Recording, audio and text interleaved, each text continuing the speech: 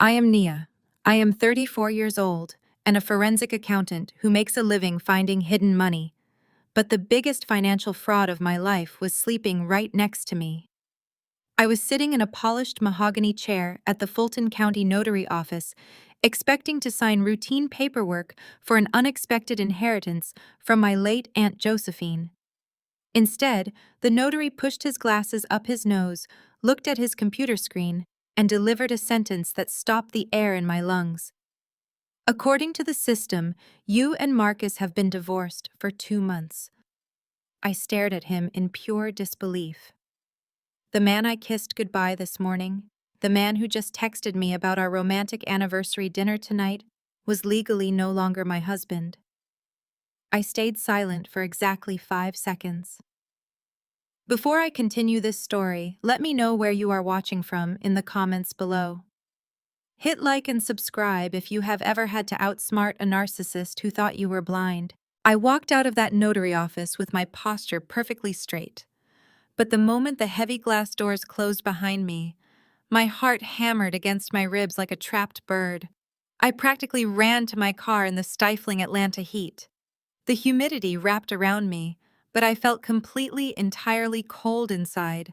I slammed the car door shut, gripping the leather steering wheel until my knuckles turned ash gray. I am a forensic accountant. I track missing offshore funds. I find hidden assets in complex corporate mergers. Yet I had somehow missed the fact that my own marriage had been legally dissolved right under my nose. For 10 years, I played the supportive wife. I worked grueling 60-hour weeks at a corporate firm to pay our mortgage, while Marcus chased his entrepreneurial dreams. My phone buzzed in my purse, vibrating against the center console. A text message from Marcus lit up the bright screen. "Cannot wait for our anniversary dinner tonight, babe. I love you so much." I stared at the glowing words, feeling a toxic mix of physical nausea and crystal-clear rage. He was playing a sick game. He was keeping me docile and completely unaware while he orchestrated my total financial ruin. With trembling fingers, I typed back, "I have a surprise for you too." Then I tossed the phone onto the passenger seat and dialed the only person I could trust right now. Desmond was Aunt Josephine's ruthless wealth manager, a man who navigated the elite African-American circles of Buckhead with lethal precision and absolute discretion. He answered on the second ring. "Desmond," I said, my voice shaking with an anger I was trying desperately to control. "Marcus filed a divorce by publication. He claimed he could not locate me. He told the court I had abandoned the marriage and moved away with no forwarding address. He published the mandatory legal notice in some obscure local paper 3 counties over, where he knew nobody we knew would ever read it. The judge granted the divorce by default. I am officially a divorced woman." Desmond let out a low, sharp breath over the line. "A divorce by publication. That is a coward's move, Nia. But it makes perfect financial sense for a snake like him. We both know his tech startup is going public next month. He has been pitching that company to venture capitalists for 2 years. If you are legally divorced before the initial public offering clears, you are cut completely out of the marital assets. He gets to keep every single cent of his new Silicon Valley money." I let out a harsh laugh that held absolutely no humor. "He thinks I am just the boring accountant wife. He thinks because I do not wear flashy designer labels or post my every move on social media that I am stupid. He thinks he can blindside me, strip me of my rights, and leave me with nothing while he becomes Atlanta's newest tech mogul. He wants to secure his wealth before I can claim my rightful half of the company I helped him build." Desmond's tone turned strictly professional. "The timing of this is incredibly dangerous, Nia. The notary just finalized the transfer of your Aunt Josephine's estate. You are now sitting on $45 million in clean, untraceable assets. Should I freeze the accounts? I can put a hard hold on the inheritance until we get this fraudulent divorce overturned in court." I watched a drop of sweat roll down my windshield. I thought about my mother Beatrice and her obsession with status. I thought about how Aunt Josephine was the black sheep of our family, shamed by my mother for being a single parent. My mother banned Aunt Jo from family dinners because she did not marry a doctor or a lawyer. Meanwhile, Aunt Jo was secretly buying up commercial real estate blocks in Atlanta during the 90s when no one else wanted them. She built an empire in the shadows while my mother obsessed over country club memberships. Aunt Josephine hid her immense wealth from my status-obsessed mother for 30 years. I told Desmond, my voice finally steadying into a calm, lethal register. I can hide $45 million from a cheating narcissist for one weekend. Do not freeze anything. Let him believe his little master plan worked perfectly. I want him to feel untouchable. There was a heavy pause on the other end of the line. The kind of terrible silence that told me Desmond was looking at something on his dual monitors that I was not going to like. "Nia," he said, his voice dropping an octave, sounding suddenly urgent. "I am looking at the county property records right now. He did not just divorce you in secret. The legal filings show he transferred the deed of your shared house to a new limited liability company this morning. You do not own your home anymore." I gripped my phone tighter. He was trying to erase me completely from the life we had built together. But Marcus was about to learn that you never try to steal from a woman who knows how to count every single penny. The sound of the shower running in the master bathroom echoed through the bedroom, hitting the tile floor in a steady drumming rhythm. Fast panning shots would capture the frosted glass of the bathroom door and the harsh blue light of my laptop screen reflecting in my eyes. I sat frozen on the edge of our king-sized bed, staring at the digital receipt from Saks Fifth Avenue. $2,000 for designer bags shipped directly to Lauren, Trent's socially connected sister. I did not close the application. I am a forensic accountant, and when I find one discrepancy, I pull the entire thread. My fingers flew across the keyboard, bypassing his basic security settings and syncing his message history directly to my screen. I filtered the search by Trent's name. A group chat popped up immediately. The members were Marcus Trent, and a third number saved under the contact name B. I clicked on the profile picture to enlarge the image. It was my mother, Beatrice. The woman who birthed me was in a secret group chat with my cheating ex-husband and his slimy business partner. The drumming of the shower water continued, creating a harsh contrast to the absolute silence ringing in my ears. I scrolled up to the beginning of the week. My eyes darted across the glowing text messages tracking the exact timeline of my own orchestrated demise. Trent had sent a message on Tuesday morning. He said the venture capital board loved the merger idea, but they needed the marriage to Lauren finalized before the end of the fiscal quarter to secure the funding. He reminded Marcus that Lauren was accustomed to a certain high society lifestyle and demanded to know when the dead weight would be removed. Marcus had replied instantly. He promised Trent that the divorce by publication was already pushed through the Fulton County system. He bragged about finding a judge who processed the paperwork without asking too many questions. He assured Trent that I was completely clueless and that he had already moved the house deed into the new corporate account, effectively leaving me homeless. Then my mother responded. I stared at the green text bubble, unable to blink. Beatrice wrote that I was always too busy crunching numbers to notice what was happening in my own home. She told Marcus to just keep Nia distracted until the IPO clears. Lauren is a much better fit for our family image anyway. A cold, paralyzing shock washed over my entire body, leaving my fingertips completely numb. My mother, my own flesh and blood, knew about the fake divorce. She knew Marcus was stealing the house, transferring the deeds, and leaving me with absolutely nothing. Beatrice had spent my entire childhood criticizing my natural hair, my weight, and my decision to pursue accounting instead of marrying a plastic surgeon. She always cared more about country club status and keeping up appearances than she ever cared about my happiness. But I never imagined she would actively collude with my husband to destroy my life just to upgrade her family image with Trent's wealthy sister. The betrayal tasted like copper in my mouth.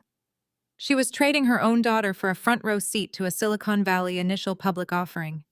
She was willing to watch me lose my home, my savings, and my marriage just so she could boast to her friends about having a tech mogul son-in-law and a white, socially connected daughter-in-law. Another text from Beatrice caught my eye. She told Marcus to bring me to Sunday dinner as usual, to keep up appearances so I would not suspect anything before the paperwork was locked.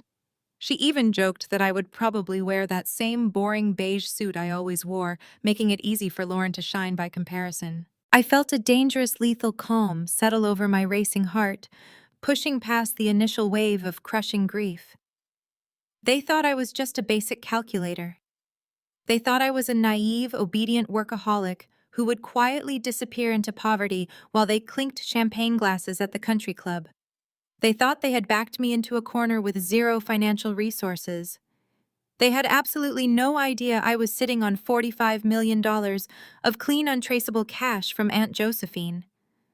The very woman Beatrice had shunned for 30 years for not being elite enough was now secretly financing my revenge. The sound of the running water abruptly stopped. The sudden silence in the master bedroom was deafening. I glanced at the frosted glass door. The silhouette of Marcus was moving toward the towel rack. I had less than 10 seconds before he walked out. I swiftly disconnected the mirroring software from my laptop and closed the terminal application. I grabbed his iPad from the nightstand and swiped out of his messages, returning the screen to the home page exactly as he had left it. I placed it face down on the polished wood, making sure it was perfectly aligned with the edge of the table. I closed my laptop and slid it under the pillows just as the bathroom door handle clicked. Steam billowed out into the bedroom, carrying the heavy scent of his expensive cedarwood body wash, the exact same body wash I had bought him for our supposed anniversary. Marcus stepped out, wrapping a thick white towel around his waist. Water dripped from his chest as he ran a hand through his damp hair. He wore the relaxed, satisfied expression of a man who believed he held all the cards. He thought he was looking at the woman he had successfully and legally discarded without a fight. He walked toward his closet to grab his clothes, but stopped mid-stride. His eyes darted to the nightstand, and then locked onto my face. The easy, arrogant smile vanished from his lips, replaced by a cold, calculating stare. He noticed the iPad. It was facing the wrong way. The muscles in his jaw tightened visibly. He took 2 slow, deliberate steps toward me, crossing his arms over his bare chest. The air in the room grew instantly heavy, suffocating the remaining oxygen. "What are you doing on my tablet, Nia?" The air in the bedroom grew instantly thick. The camera seemed to orbit us in a slow, deliberate circle, creating a tight, claustrophobic trap. Marcus towered over me, water still dripping from his broad shoulders pooling onto the expensive hardwood floor. He narrowed his dark eyes, waiting for an answer. The silence stretched, pulling tight like a piano wire about to snap. I could smell the sharp scent of his cedarwood body, wash masking the scent of the betrayal that permeated this entire house. I had exactly 1 second to save my entire operation. I did not flinch. I did not look away. Instead, I let my shoulders drop, releasing a perfectly calibrated sigh of defeat. I manufactured a soft, guilty smile and looked up at him through my eyelashes, playing the role of the devoted, slightly embarrassed wife. I was trying to ruin my own surprise. I confessed, my voice dripping with sweet manufactured honey. "I know our anniversary dinner is tonight, and I wanted to do something massive. I was trying to check your browsing history to see the exact model number of that vintage Rolex you have been obsessing over for the past 3 months. I wanted to have it waiting at the restaurant." I watched his face closely. I watched the hard, suspicious lines around his mouth soften. I watched his ego inflate like a hot air balloon, suffocating any rational thought he might have had. Marcus is a textbook narcissist. He operates entirely on grandiosity and validation. He cannot resist the idea that someone is obsessed with spoiling him. The thought that I was secretly plotting to spend thousands of dollars on his wrist completely short-circuited his suspicion. He let out a deep, patronizing chuckle that grated against every nerve in my spine. He stepped closer, closing the distance between us until I was forced to tilt my head all the way back to look at him. "You were going to buy me the Daytona with your little salary?" he asked, wiping a stray drop of water from his collarbone. He shook his head, staring down at me with a mixture of amusement and pity. "Naya, baby, you know your corporate accounting paycheck cannot cover that kind of hardware. You crunch numbers for a living, But you do not understand real wealth. You need to leave the big investments to the man of the house. My startup needs all the liquid cash it can get right now. Do not go draining your little savings account trying to play in the big leagues. I kept the sweet, docile smile glued to my face. I swallowed the bile rising in my throat. I know, Marcus, I murmured, casting my eyes down submissively. I just wanted you to have the absolute best tonight. He reached down and grabbed my chin, tilting my face back up. He pressed a damp, heavy kiss to my forehead. The physical contact made my skin crawl, but I remained perfectly still. You are sweet, Nia, he said, his tone reeking of condescension. But we are not doing a quiet dinner tonight. Change of plans. Get dressed. We have Sunday dinner at your mother's house. Trent and Chloe are already there. He turned his back to me and walked casually toward his massive walk-in closet. He dropped his towel and started pulling a crisp linen shirt from a velvet hanger. Wear the navy dress, he called out over his shoulder. The one that actually fits your shape. Trent is bringing some potential venture capital investors by the house later for drinks, and I need you looking presentable. We are about to be Silicon Valley royalty, Nia. You need to start acting like a woman who belongs in those rooms. I do not need your basic accountant energy bringing down the vibe today. I sat perfectly still on the edge of the mattress, watching his reflection in the closet mirror. He was lecturing me about belonging in rooms while actively plotting to leave me completely destitute. He was going to sit at my mother's dining table, eat her food, and play the perfect son-in-law, while both of them knew I was already legally discarded. He was marrying into Trent's white family to secure investor capital, using Trent's sister Lauren as his new golden ticket. The level of sociopathic detachment required to pull that off was staggering. But he was making a fatal miscalculation. He thought I was just a basic calculator. He forgot that I'm a forensic auditor. I dismantle sociopaths for a living, and I leave absolutely no survivors. Marcus disappeared deeper into the closet to find his shoes. The moment he was out of sight, the loving wife facade vanished from my face, leaving behind a mask of pure, cold stone. I stood up and walked silently to my leather work tote resting on the armchair. I slipped my hand into the hidden zippered compartment lining the bottom and pulled out a prepaid burner phone. I bought it 3 years ago when I first noticed small discrepancies in our joint checking accounts. I never thought I would need it to defend my entire existence against my own mother and my fake husband. I unlocked the dark screen. The only contact saved in the device was Desmond. I needed weapons. Going to a Sunday dinner at Beatrice's house was always a psychological battlefield, but today it was going to be an absolute massacre. My mother and Trent thought they held all the leverage. They thought Marcus was their shiny new asset. They had no idea I was currently sitting on $45 million in clean, untraceable cash. But before I dropped the guillotine on their grand delusion, I needed to know exactly how fragile their little empire truly was. My thumbs flew across the small digital keyboard, typing out a message to Desmond with absolute precision. I need Trent's startup financial records, I wrote. I want to see the real burn rate, the hidden liabilities, the falsified user acquisition metrics, and the unredacted investor term sheets. Dig into the shell companies. And I want my mother Beatrice's complete mortgage history for the past 24 months. Find the second mortgages, the hidden lines of credit, everything she is trying to keep buried under that pristine country club image. Buy it all. Spare no expense. I hit send and watched the message turn green. Within 10 seconds, the typing bubble appeared. Desmond was lethal and he was fast. His reply popped up exactly as I expected. Give me 20 minutes. I will have their entire financial souls in your secure inbox before they even serve the appetizers. I slid the burner phone back into the hidden compartment of my bag and zipped it shut. I walked over to my closet and pulled out the navy power suit Marcus hated. I was not going to wear a dress. I was going to war.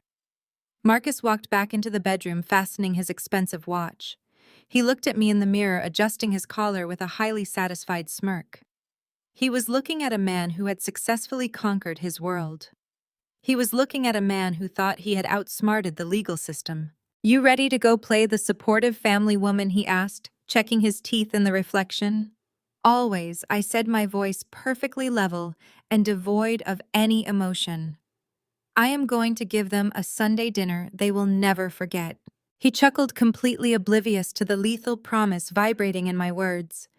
He grabbed his keys from the dresser and walked out into the hallway, expecting me to follow 2 steps behind him like a good obedient shadow. I took one last look around the master bedroom of the house I supposedly no longer owned. The house my ex-husband had stolen to fund his new life with his mistress.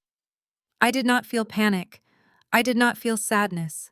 I felt an absolute freezing clarity. They wanted to play a high-stakes game of hidden assets and corporate sabotage.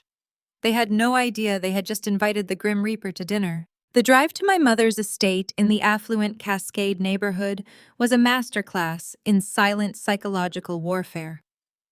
Marcus drove his leased Porsche with one hand draped lazily over the steering wheel, tapping his fingers to a jazz station.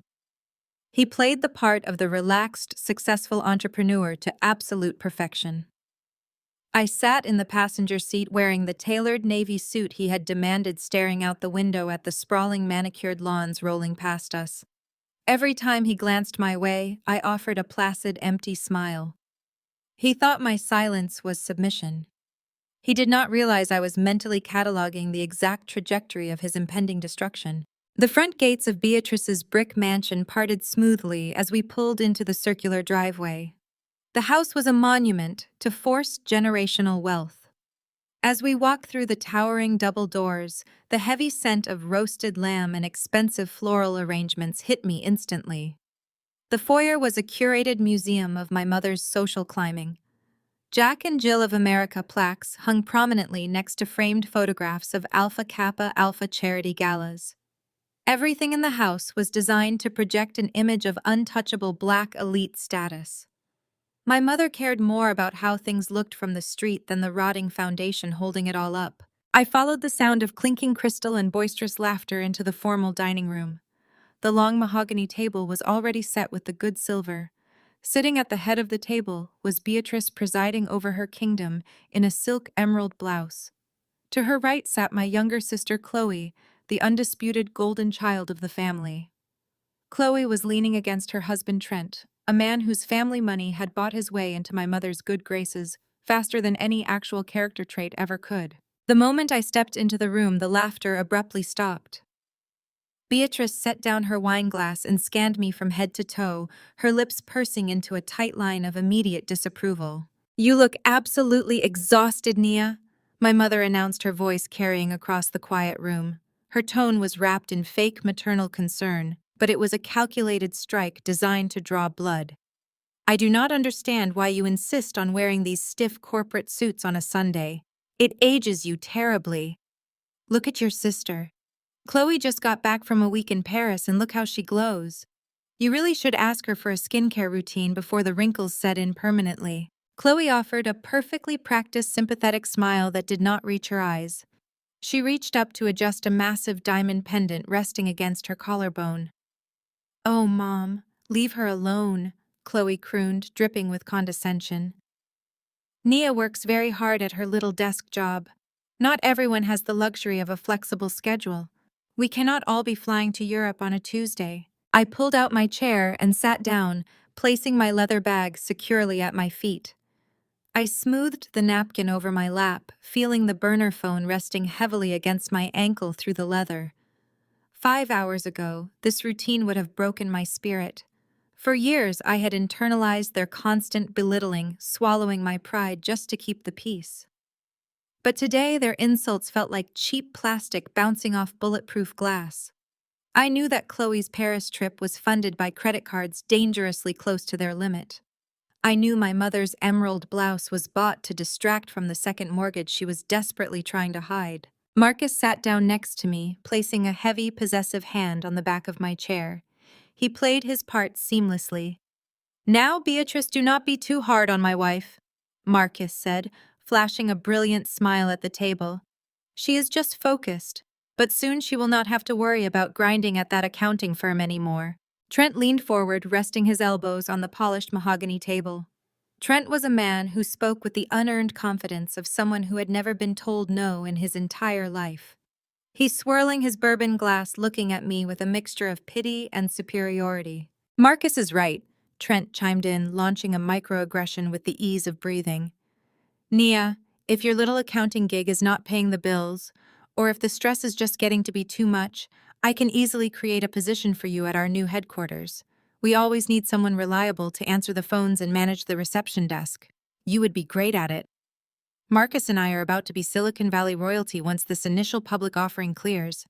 You could ride our coattails right out of that cubicle. Beatrice beamed at Trent as if he had just offered to cure a disease.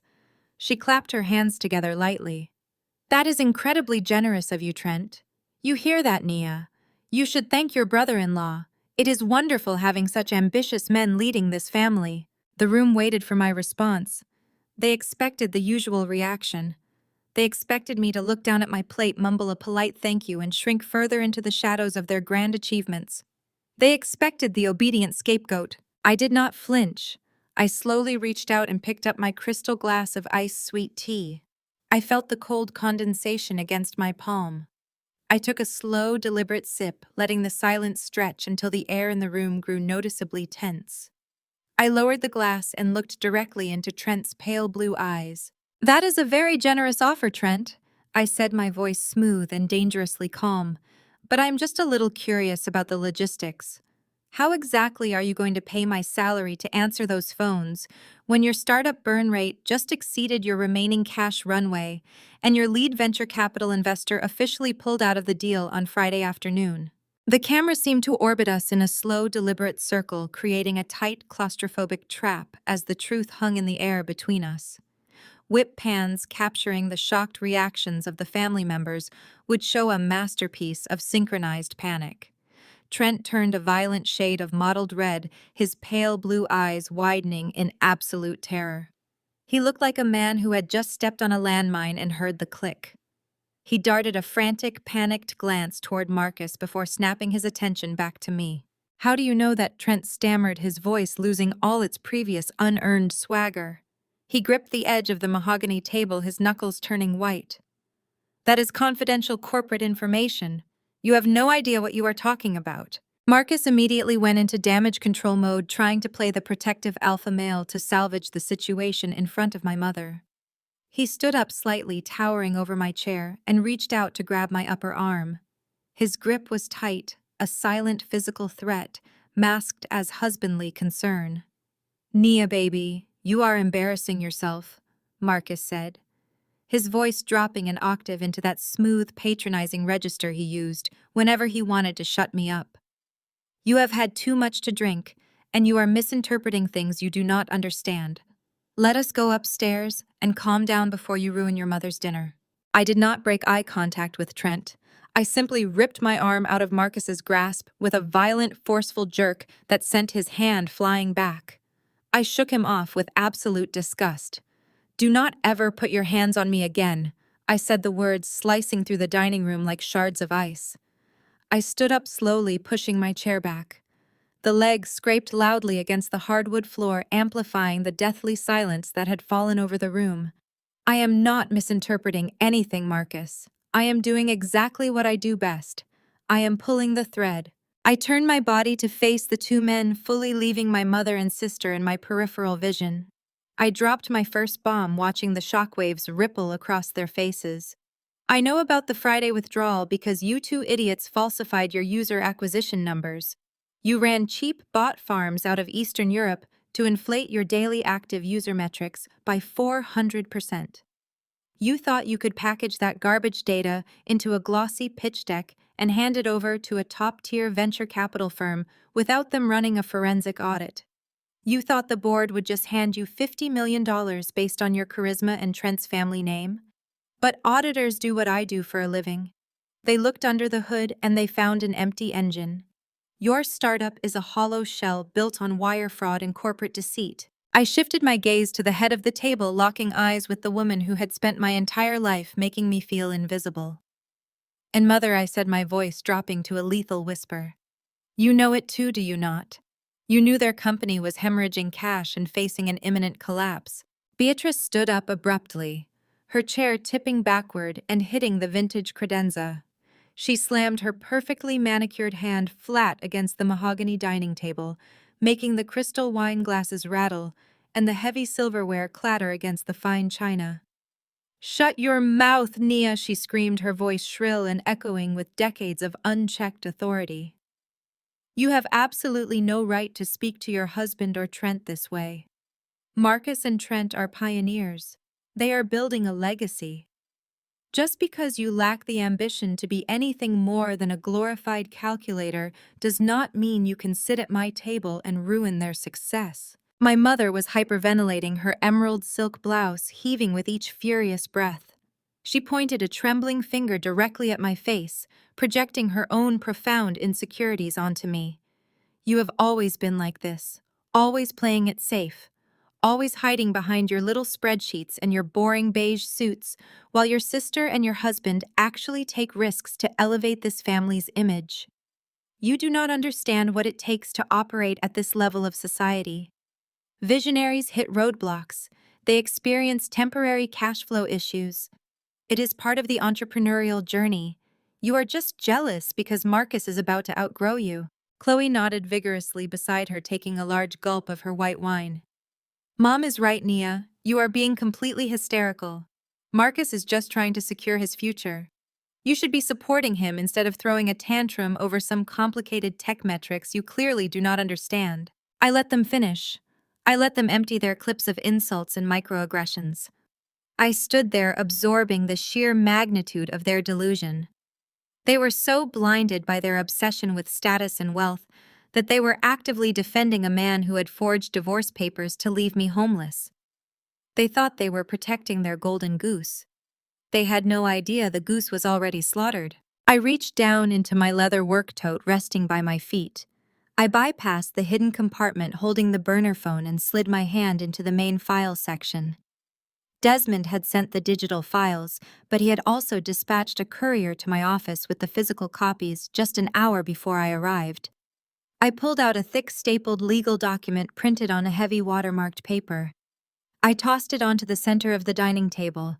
It landed with a heavy, authoritative thud, sliding right past the roasted lamb and stopping directly in front of my mother's plate. "Success?" I asked, tilting my head as I watched Beatrice's eyes drop to the bold black letters on the cover page. "Is that what we are calling this now? Mother, you secretly took out a second mortgage on this family home to bail them out of bankruptcy last week." The color drained from Beatrice's face so fast she looked like she might physically collapse.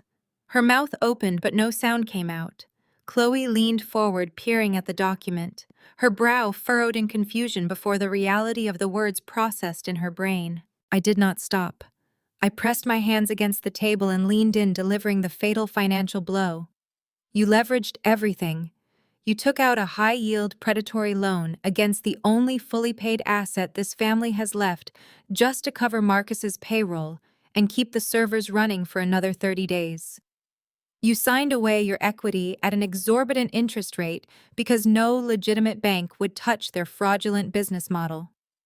You bet your entire pristine country club life on a fake tech company just so you could brag to your friends about your brilliant son-in-law.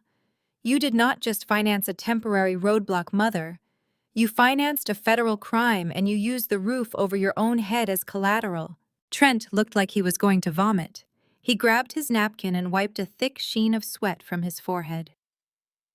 Marcus stood perfectly still. His jaw locked, his eyes darting toward the front door, as if calculating the distance to an exit. Chloe dropped her wine glass. It tipped over, spilling pale yellow liquid across the expensive linen tablecloth, soaking into the fabric like a spreading stain. She looked at our mother in absolute horror. "Mom," Chloe whispered, her voice trembling with sudden panic. "Tell me she is lying. Tell me you did not put the house up for those two. That house is supposed to be my inheritance. You promised me that equity for my own business launch." Beatrice could not speak. She stared at the mortgage document, her trembling hands hovering over the paper as if touching it would make the financial ruin permanent.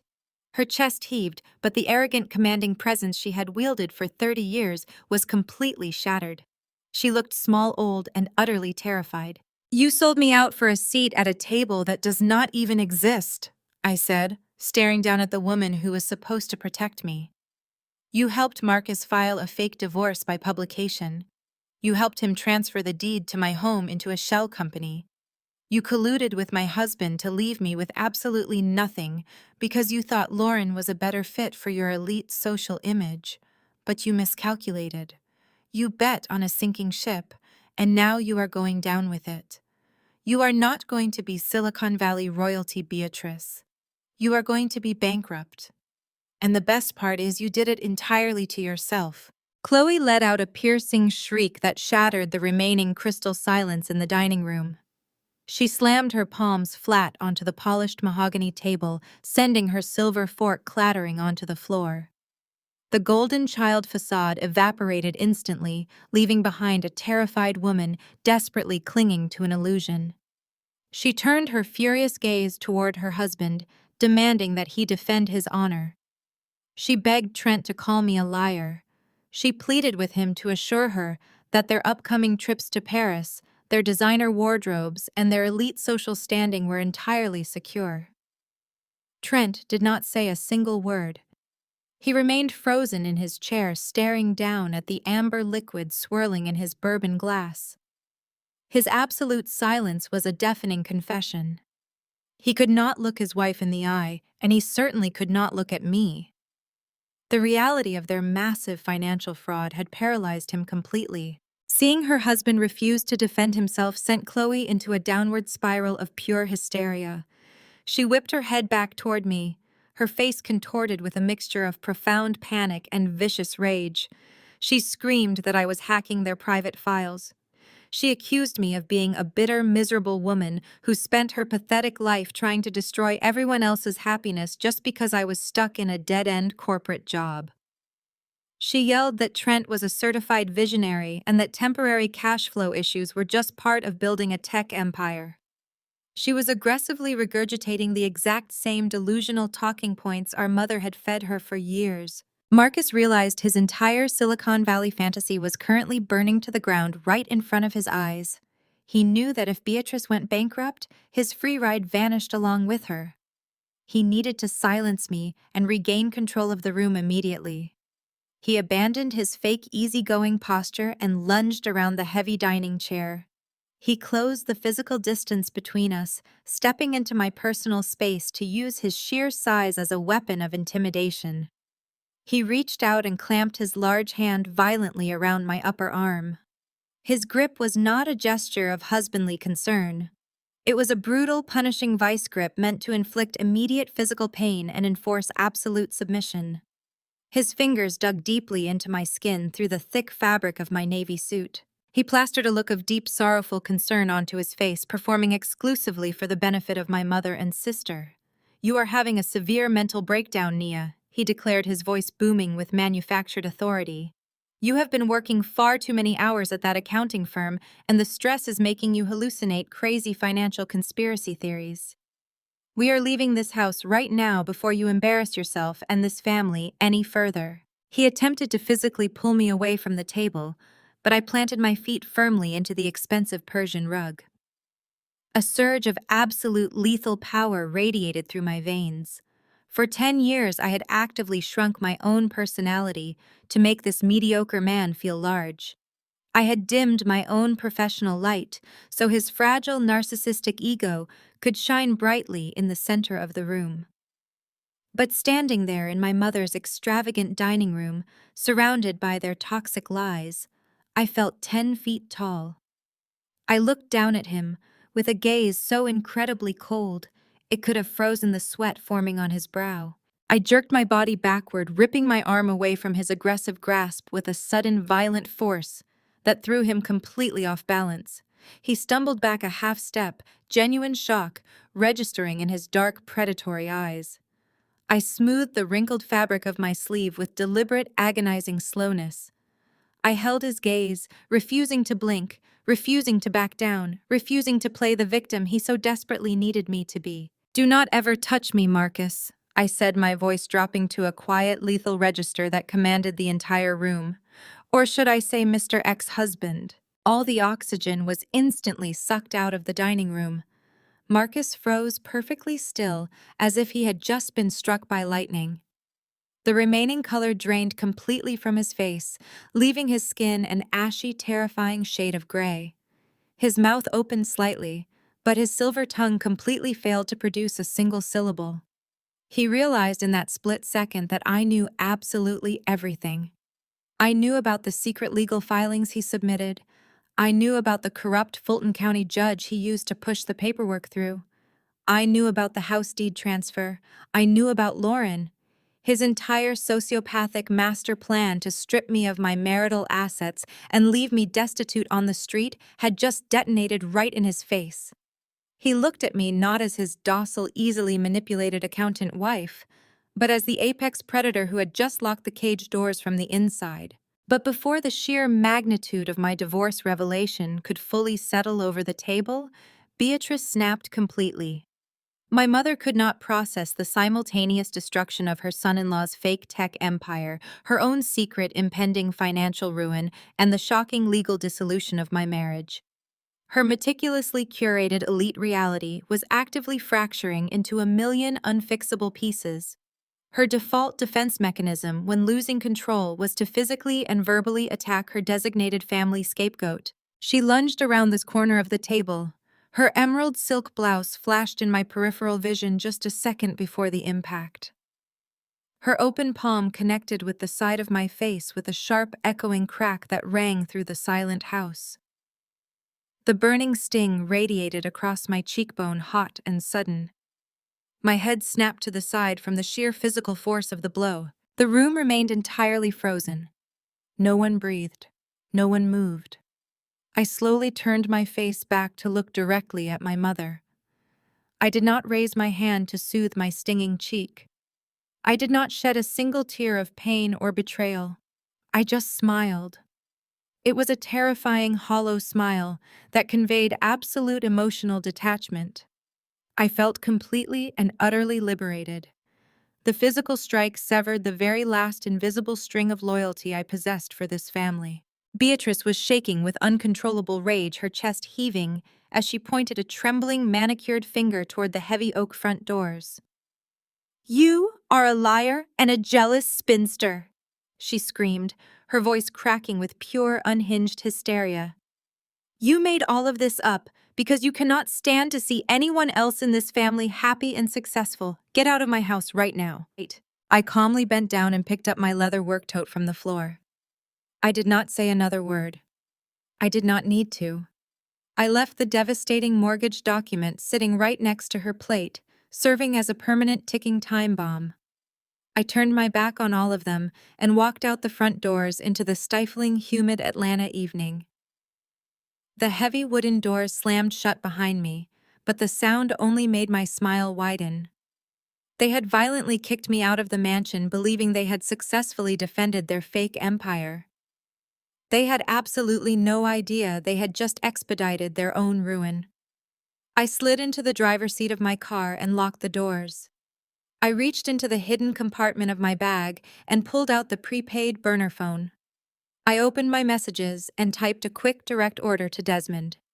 "I am out of the house. Freeze all of Trent's venture capital funding channels immediately and initiate the hostile takeover of Beatrice's mortgage debt.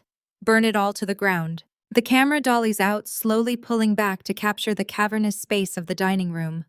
I stand completely still as the sharp crack of my mother's palm against my cheek continues to ring through the heavy air. I bring my hand up and press my fingertips against the burning skin. The camera movement isolates me in the center of the frame, visually severing the very last emotional tie I held to this family. There is no sadness left inside me. There is no wounded inner child begging for her mother's approval. That girl died the moment the blow landed. I look at Beatrice with dead, hollow eyes. "You just hit me to protect a man who divorced me in secret to marry Trent's sister," I say. My voice is a flat, absolute zero. The silence that follows is so absolute it feels like a vacuum. Chloe whips her head around so fast her diamond pendant swings wildly against her chest. She stares at Trent, her perfectly glossed lips parted in pure shock. "Lauren," she whispers. "Marcus is marrying Lauren. Trent's arrogant posture crumbles instantly. The confident Silicon Valley investor facade melts into the terrified stammering of a man caught in a massive lie by his own wife. Chloe, baby, listen, he stammers, holding his hands up defensively. It is strictly a business arrangement. The venture capital board wanted Marcus tied to established money before the initial public offering. Lauren needed a reputable husband to access her trust fund. It is just optics. We were going to tell you after the paperwork cleared. You knew your sister was sleeping with my sister's husband. Chloe screams, her voice pitching into absolute hysteria. She turns her furious gaze toward Beatrice, who is suddenly looking everywhere except at her golden child. And you knew too, Chloe accuses, her voice breaking.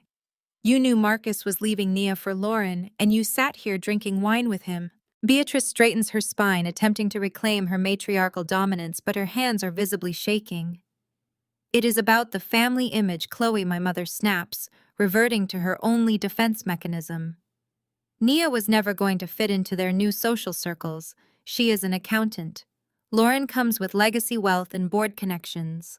Marcus is about to be a billionaire, and we need him tied to this family any way we can get him. By marrying into Trent's family instead of ours, Chloe demands stepping away from her husband as if he is suddenly radioactive.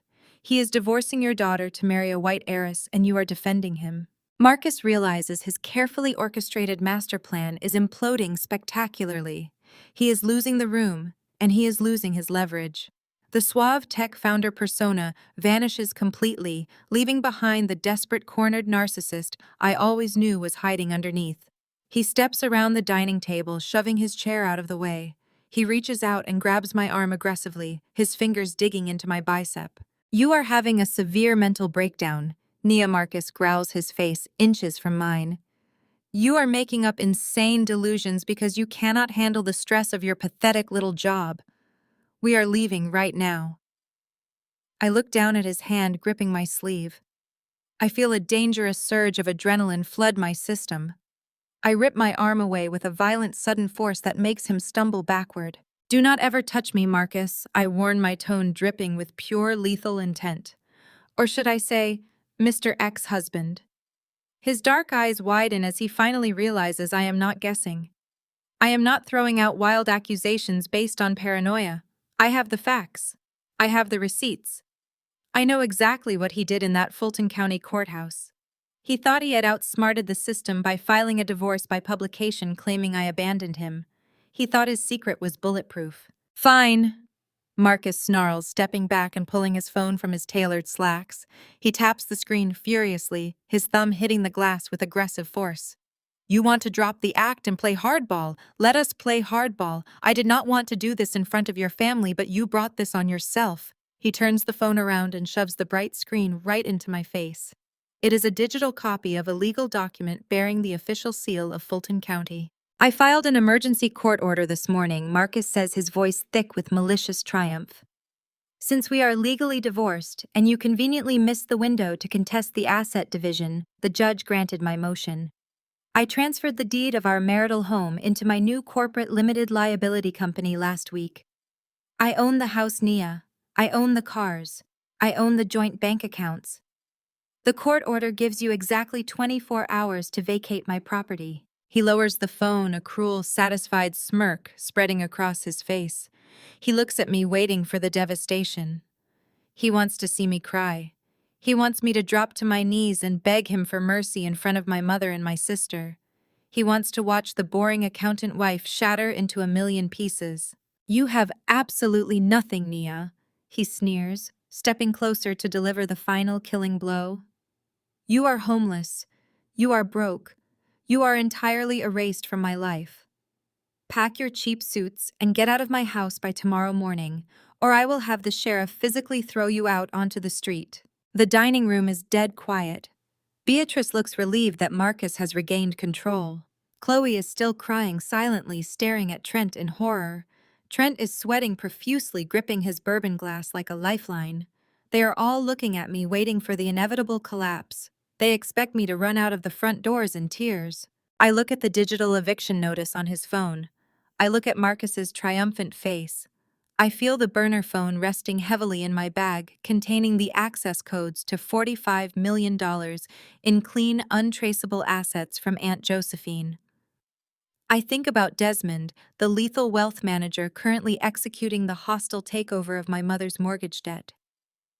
I think about Trent's imploding startup metrics and the wire fraud he is about to face. I do not cry. I do not beg. I do not raise my voice. I simply look Marcus dead in the eyes and smile. It is a slow, terrifying smile that contains no warmth and absolutely no mercy. We will see about that, I reply. Fast-paced tracking shots followed me as I strode through the polished glass corridors of a towering high-rise in downtown Atlanta. It was exactly 8 o'clock on Monday morning, and the air in the executive suite hummed with lethal efficiency. I was no longer the obedient wife, hiding in stiff conservative navy. I wore a custom-tailored ivory designer power suit that projected absolute, untouchable authority. My heels clicked a steady rhythmic beat against the marble floor.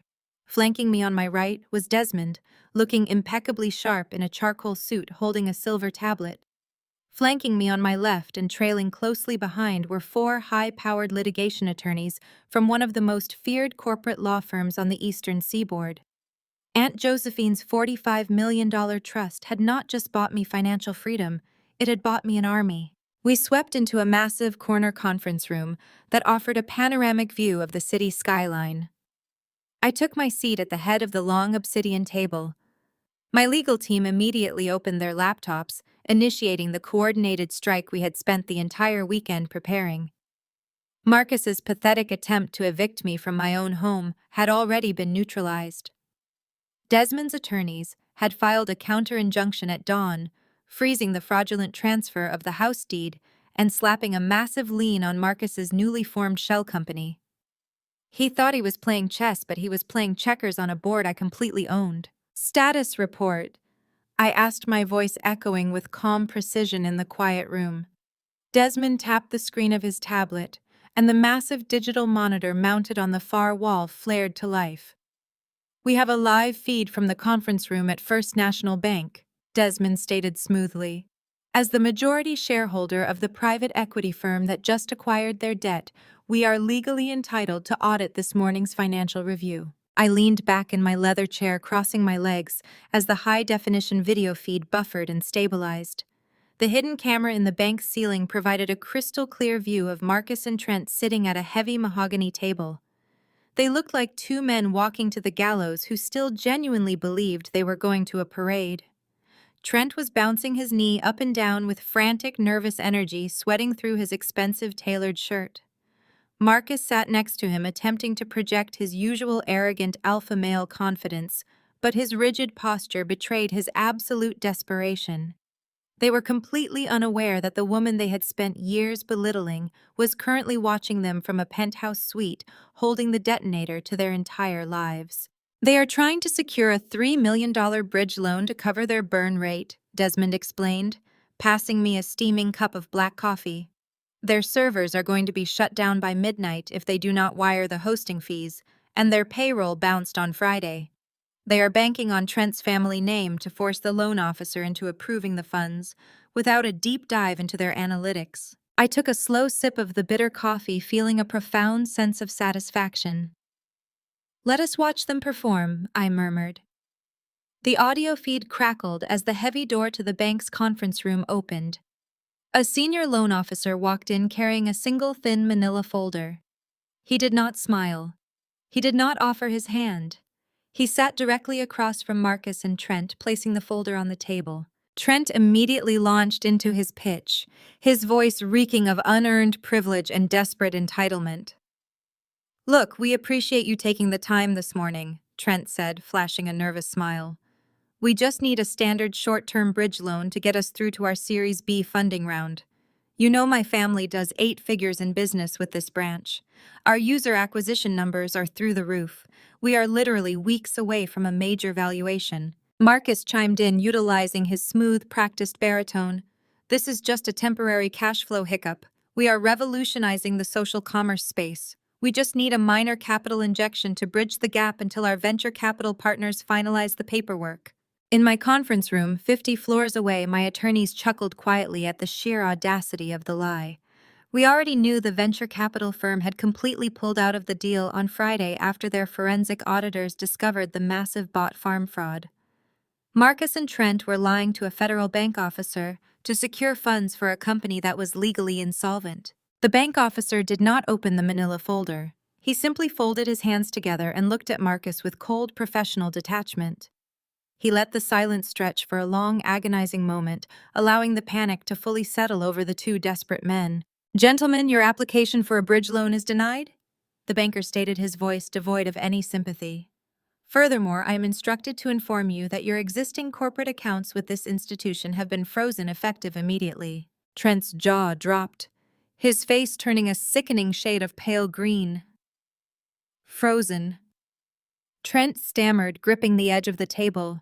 "You cannot freeze my accounts. Do you know who my father is? I will have your job for this. I will pull every single family trust from this bank by noon." Marcus slammed his fist onto the table, abandoning his charismatic facade. "This is completely unacceptable," Marcus barked, leaning forward aggressively. "We have a pristine relationship with this bank. We have collateral. We have an existing $12 million line of credit. You cannot just cut us off without warning." The banker did not flinch at the outburst. He slowly pushed the thin manila folder across the table toward Marcus. He tapped the top of the document with his index finger, delivering the fatal blow with absolute surgical precision. "Your debt was just purchased by an anonymous private equity firm," the banker said, his words echoing loudly through the speakers in my office. "They have initiated an immediate acceleration clause based on severe breaches of contract and fraudulent financial reporting. They are calling in the full $12 million loan today." The banker's words hung in the air like an executioner's final decree. "We have a live feed." Desmond's voice was a low murmur. The screen in my conference room split perfectly in two. On the left side of the massive monitor, the bank's security feed showed Marcus and Trent sitting in absolute stunned silence before being unceremoniously escorted out of the building by two armed security guards. On the right side, a digital map tracked the GPS signal radiating from Marcus's phone, moving rapidly toward the parking garage. The juxtaposition was cinematic. In my pristine, climate-controlled penthouse suite, I sat surrounded by the sharpest legal minds on the East Coast, sipping imported coffee. Down in the concrete depths of the parking garage, my husband and his business partner were completely unraveling. Marcus shoved through the heavy glass doors of the bank, his face twisted into a mask of pure, unadulterated fury. He marched toward his leased Porsche with heavy, aggressive strides. Trent trailed behind him, practically jogging to keep up, wiping a continuous stream of sweat from his pale forehead. They climbed into the vehicle, slamming the heavy doors shut. The moment the car was sealed, the silence in my office was pierced by the sound of their panicked breathing. The audio feed was flawless. 3 weeks ago, when Marcus had carelessly left his unlocked phone on the bathroom vanity to shower for what he claimed was a late-night networking event, I had taken exactly 4 minutes to clone his device and install a military-grade audio mirroring bug. He thought he was outsmarting a naive accountant. He had no idea he was carrying a live microphone straight into the heart of his own conspiracy. I tapped my earpiece, signaling Desmond to broadcast the audio directly into the room. "What the hell just happened in there?" Trent's voice echoed through the conference room, shrill and bordering on a full panic attack. "Who buys $12 million of high-risk debt and calls it in on a Monday morning?" "That does not happen, Marcus. That literally never happens." Marcus pounded his fists against the leather steering wheel, the violent thuds broadcasting clearly through the speakers. "Someone leaked the audit." Marcus shouted, his voice hoarse with desperation. "Someone leaked the bot farm data to a private equity firm, and they are trying to liquidate us before the federal regulators catch wind of the wire fraud. We have to secure bridge capital right now. We have 24 hours before the default triggers a total asset seizure." Trent let out a sound that was half sob and half scream. He grabbed the dashboard, his knuckles turning white. "We do not have 24 hours. The servers shut off at midnight. When the app goes dark, the remaining investors will demand an immediate emergency board meeting. We are dead, Marcus. We are facing federal prison. Pull yourself together, Marcus snapped, putting the car in gear and accelerating recklessly out of the parking garage. We just need cash, liquid capital. We can patch the server bill and buy ourselves a week to restructure the data. The sheer delusion radiating from the speakers was almost pathetic. They still believed they could lie their way out of a mathematical impossibility. I watched the GPS tracker on the screen as the Porsche sped through downtown traffic running yellow lights. Trent turned on his partner, the last remaining shreds of their arrogant alliance completely dissolving under the immense pressure. There is no restructuring the data, Marcus. It is entirely fake. And if you think my family is going to bail you out, you are out of your mind. My sister Lauren is not going to marry you if you are broke. She is expecting a Silicon Valley billionaire. She is expecting a private jet and a mansion in Atherton. If this company collapses and you get indicted for fraud, she will drop you before the ink on your fake divorce papers is even dry. Marcus slammed on his brakes, tires screeching against the asphalt. Keep your sister out of this, he roared. I secured that fake divorce to lock in the merger with your family trust. We are in this together. We sink or swim together. Then find the money. Trent screamed back, spittle flying against the windshield. We need $2 million in liquid cash by 5 o'clock. Where are we getting it? The silence in the car stretched for 5 agonizing seconds. Then Marcus let out a slow, dark breath. Beatrice. In my office, Desmond stiffened. The litigation attorneys paused their typing, looking up at the monitor. I set my coffee cup down onto the obsidian table with a quiet, deliberate clink. Beatrice Trent repeated, his voice dropping to a conspiratorial whisper. Are you crazy? We already bled her dry. She leveraged the mansion last week. She leveraged the house. Marcus corrected, his tone turning ice cold and completely ruthless. She still has the retirement portfolio. She has $3 million sitting in a conservative mutual fund. We go to the house right now. We tell her the venture capital firm requires a temporary escrow deposit to clear the final merger paperwork. We tell her it is a standard compliance protocol. She is so desperate to maintain her social status and brag about our success that she will wire the funds directly to our offshore holding account. We take the retirement fund, Trent. All of it. Trent let out a nervous, shaky laugh. She will be completely destitute. If the company folds, she will have nothing left. I do not care, Marcus growled, stepping on the gas. We need to survive. We get Beatrice to give us the rest of her retirement fund right now. I stared at the audio visualizer on the screen, watching the sound waves spike as they plotted to completely obliterate my mother's remaining financial safety net. Beatrice had treated me terribly my entire life. She had belittled me, slapped me, and thrown me out of her home to protect this very man. But allowing Marcus to steal her last remaining dime was not part of my equation. This was not about protecting my mother. This was about absolute control. I was the architect of this destruction, and I would dictate exactly how and when the building fell. It is time, I said, my voice slicing through the heavy silence of the conference room. Desmond, prepare the payload. Desmond's fingers flew across his tablet, executing the command sequence we had meticulously coded over the weekend. On the center of the obsidian table, a massive secure laptop was open and ready. I pulled the keyboard toward me. On the screen was a drafted email. The recipient list contained exactly 247 email addresses. It included every single angel investor who had ever given Marcus a dime. It included the entire executive board of the venture capital firm that had just pulled out. It included the top financial reporters at Bloomberg, the Wall Street Journal, and TechCrunch. It included the compliance officers at the Securities and Exchange Commission. Attached to the email was a single compressed file. It contained the raw server logs. It contained the receipts for the Eastern European bot farms. It contained the internal emails between Marcus and Trent openly discussing the inflation of their daily active user metrics by 400%. It was the undeniable digital autopsy of a massive corporate fraud. The subject line was simple. Projected valuation fraud. Internal audit disclosure. I did not need to write a lengthy message. The data spoke for itself. I looked at the GPS tracker. Marcus and Trent were 10 minutes away from my mother's estate. They thought they had enough time to execute one final con. They were severely mistaken.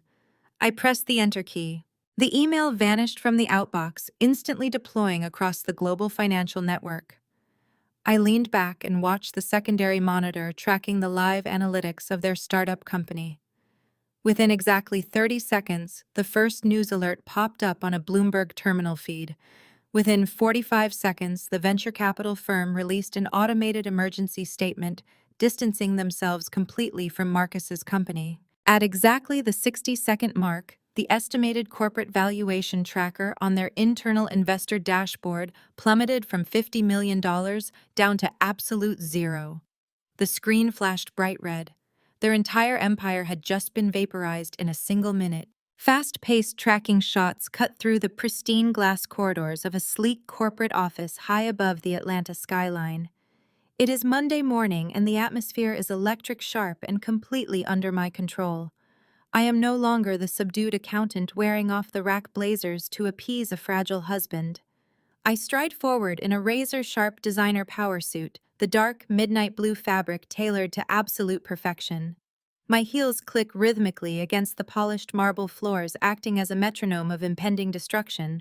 Flanking my right side is Desmond, moving with the predatory grace of a wealth manager who dismantles fortunes for a living.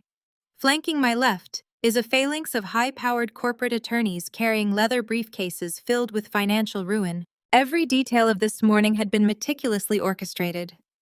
While Marcus spent his weekend gloating over a fake eviction notice, believing he had successfully left me destitute and homeless, Desmond and I had been executing a hostile corporate takeover. Aunt Josephine's massive clean fortune was not just a safety net, it was a weapon of mass destruction.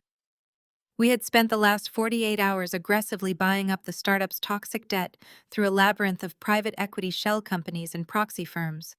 We owned their liabilities. We owned their leverage. We owned them.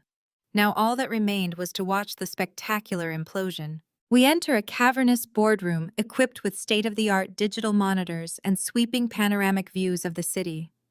I take my seat at the head of the long obsidian table, resting my hands on the cool, smooth surface. Desmond immediately hands me a silver tablet, while a technician brings the primary wall monitor to life. The massive screen flickers before resolving into a crystal-clear, high-definition surveillance feed. Through Desmond's elite corporate connections and aggressive legal maneuvering, we have secured legitimate, authorized access to the internal security feeds of First National Bank. We are watching their VIP conference room. On the digital display, I observe Marcus and Trent sitting at a heavy mahogany table. The contrast between my current reality and theirs is staggering. Marcus is desperately trying to maintain his suave Silicon Valley founder facade, but his posture is uncharacteristically rigid and his smile looks brittle. Trent looks physically ill. His leg bounces with a frantic, nervous energy that rattles the table, and a thick sheen of sweat coats his pale forehead. They look like two men standing on the gallows, completely unaware that the trapdoor is already unlatched. They are entirely oblivious to the fact that the boring accountant wife they tried to discard and erase is currently monitoring their every breath from a penthouse command center. Let us hear what they have to say. I command my voice calm and perfectly level. An audio technician taps a keyboard, and the crisp sound of the bank meeting floods my boardroom. Trent is speaking, his voice tight with barely concealed panic. He is pitching their desperate need for an immediate cash injection.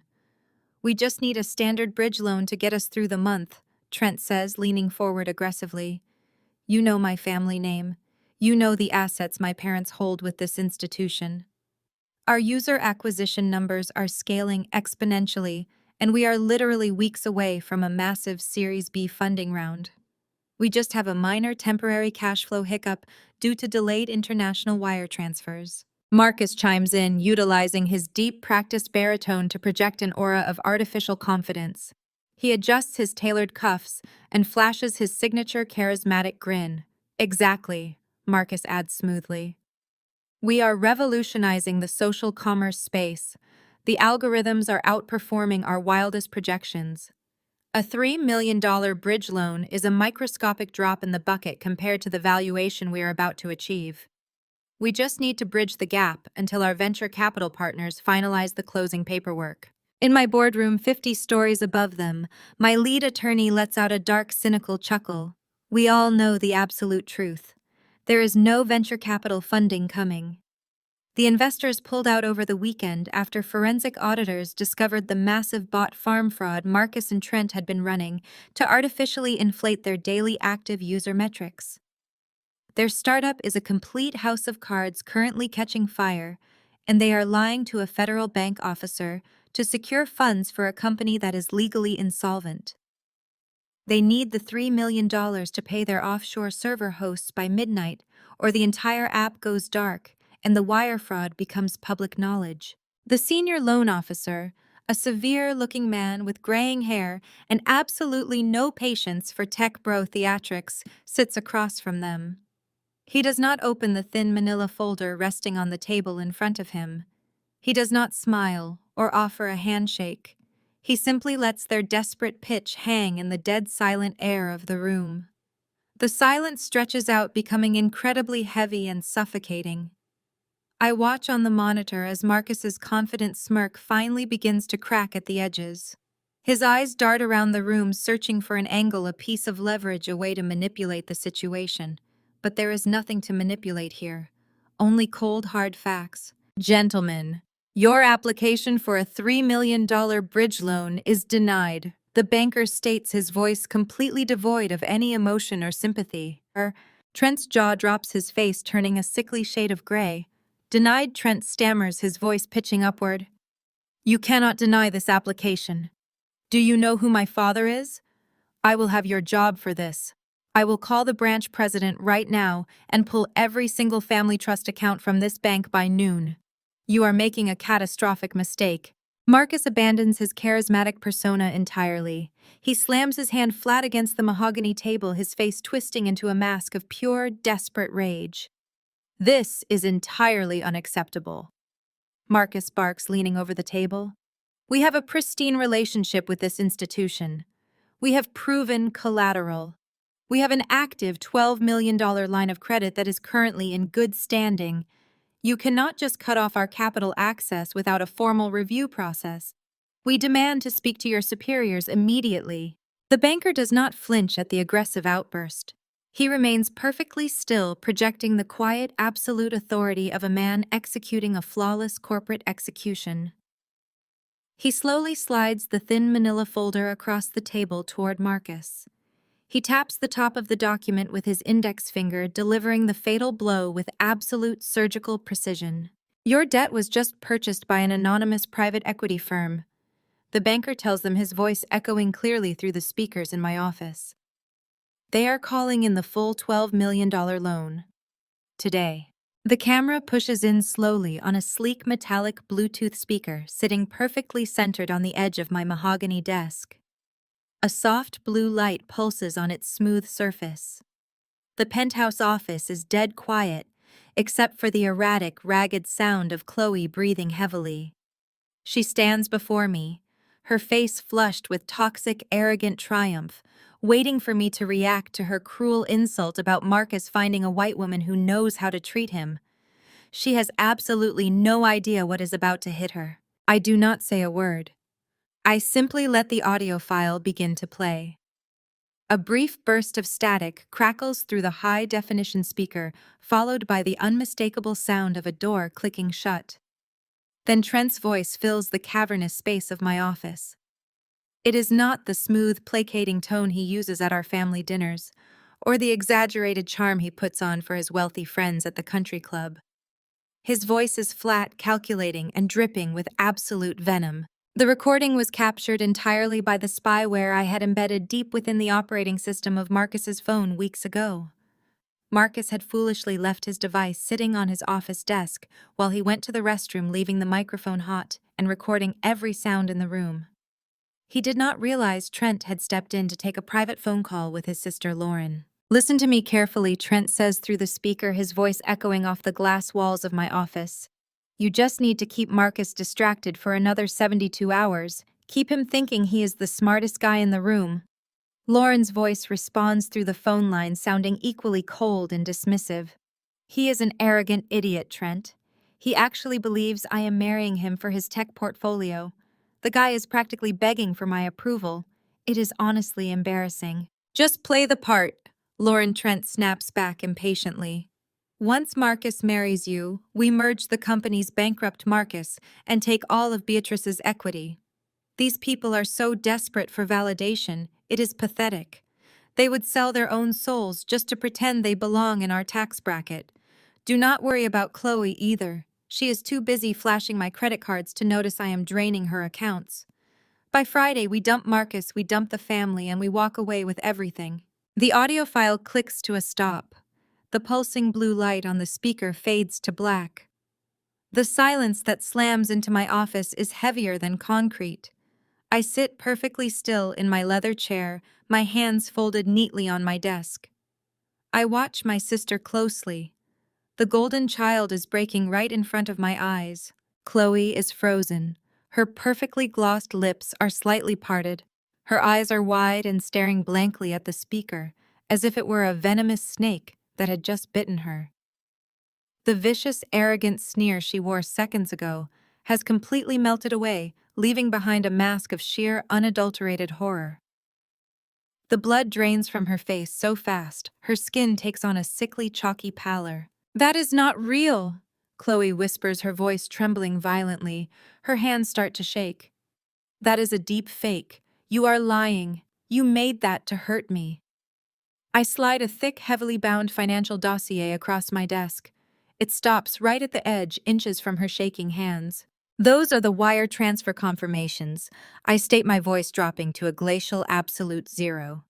Trent routed Beatrice's entire retirement portfolio through a shell company in the Cayman Islands at 9 o'clock this morning. He also liquidated your joint checking account, your emergency savings, and the college fund you set up for your hypothetical children. You have $0 to your name, Chloe. You are completely and utterly broke. Chloe stares at the dossier, but she does not touch it. She cannot bring herself to look at the undeniable proof of her own destruction. The golden child, the sister who had always paraded her proximity to Trent's generational wealth as a weapon against me, is finally seeing the truth. Her entire life was a carefully constructed con. She was never a partner to Trent. She was a convenient cover story, a useful idiot. No! Chloe gasps, stepping backward. Her designer handbag slips from her fingers, hitting the polished marble floor with a dull thud. No, Trent loves me. We belong to the same club. We are building a life together. He would never do this to me. He would never leave me. He already has, I reply smoothly, leaning back in my chair. I had Desmond pull the flight manifests an hour ago. Trent and Lauren booked a private charter to Geneva. It leaves tonight. They are taking your mother's money, Marcus's stolen assets, and your entire life savings. They are going to leave you holding the bag when the federal regulators show up tomorrow morning to investigate the massive wire fraud Marcus and Trent committed.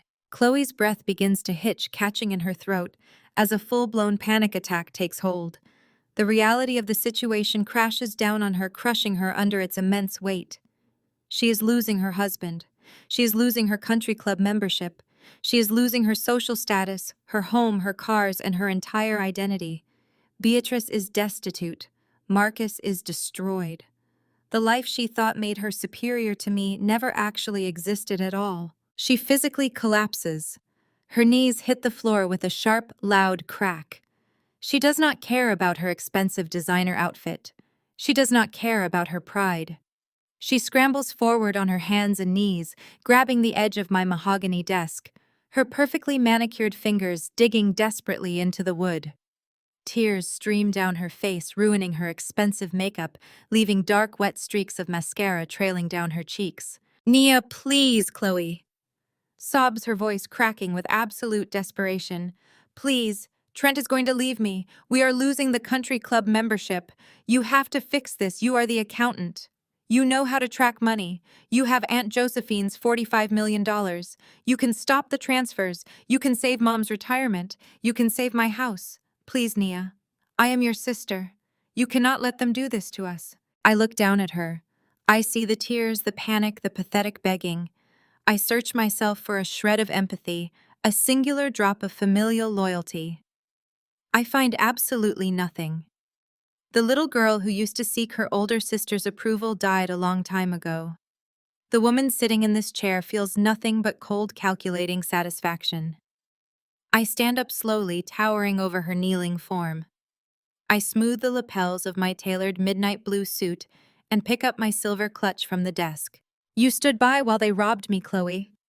I state my words, slicing through her hysterical sobbing like a scalpel. You laughed when Marcus threw me out of my own home. You sat back and smiled while they tried to leave me with nothing. You chose your side. Now you get to live with the consequences. Enjoy the poverty. No, Chloe screams, reaching out to grab the hem of my trousers. Nia, please. You cannot just leave me here. What am I supposed to do? I step back effortlessly, avoiding her grasp. I walk around the desk, my heels clicking sharply against the floor. I do not look back at her trembling, broken form. I have a gala to attend. The camera executes a grand, sweeping crane shot high above the floor of the St. Regis Grand Ballroom. It descends slowly, capturing the breathtaking opulence of my mother's annual charity gala. The room is a masterclass in excessive wealth and carefully curated social superiority. Massive crystal chandeliers cast a warm, golden glow over a sea of designer tuxedos and custom silk gowns. Waitstaff in immaculate white jackets weave seamlessly through the crowd, carrying silver trays loaded with champagne flutes and beluga caviar. A string quartet plays a sophisticated classical arrangement in the corner, providing the perfect soundtrack for the crème de la crème of Atlanta's high society to mingle, network, and pretend they care about philanthropy. I am not in the room yet, but I know exactly how this performance goes. I have watched it my entire life. At the center of the ballroom, standing beneath the largest chandelier, is Beatrice.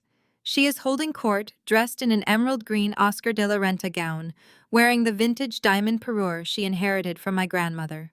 She looks every inch the triumphant matriarch, holding her champagne glass with a practiced, delicate grip. She is completely ignoring the catastrophic financial ruin closing in around her.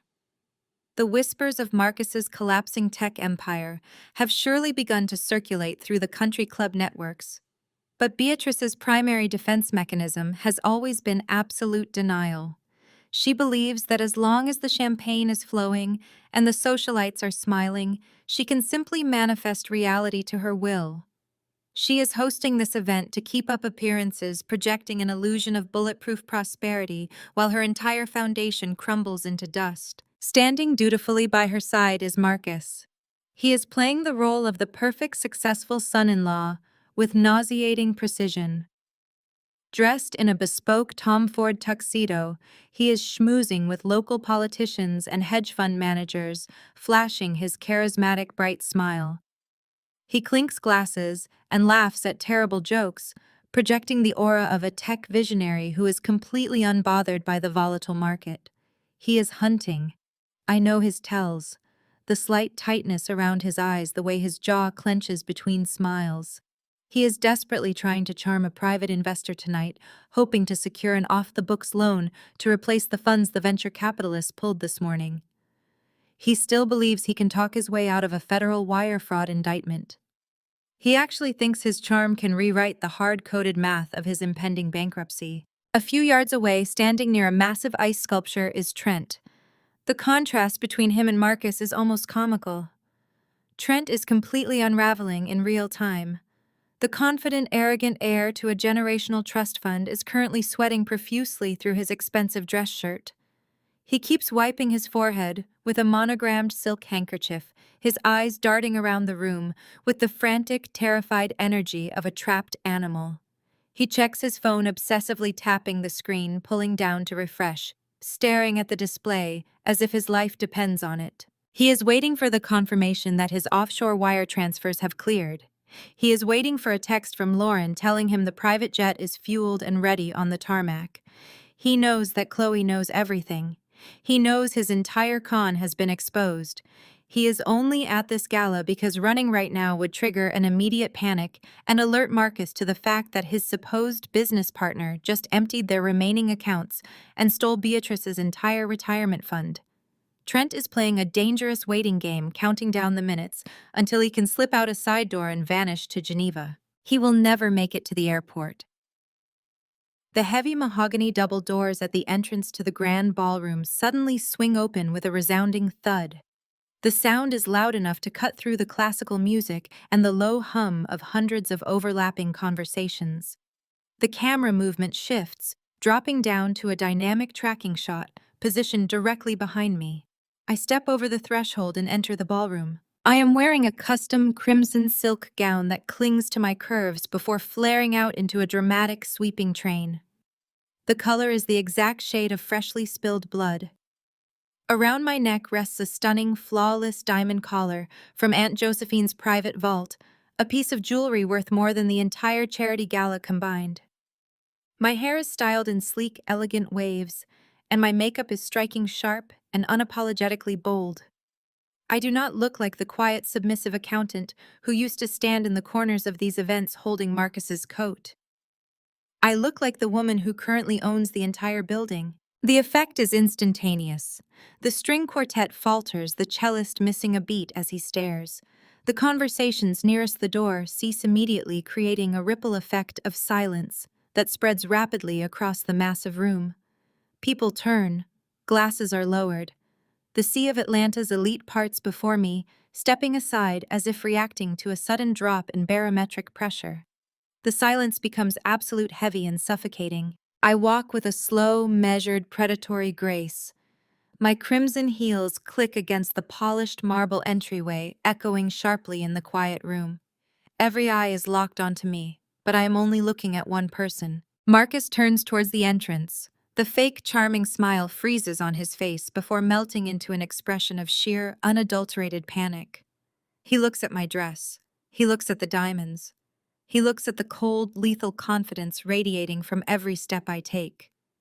His brain short-circuits trying to process how the woman he legally evicted and left financially destitute this morning is currently striding into the most exclusive event of the season, looking like a billionaire. Beatrice drops her champagne flute.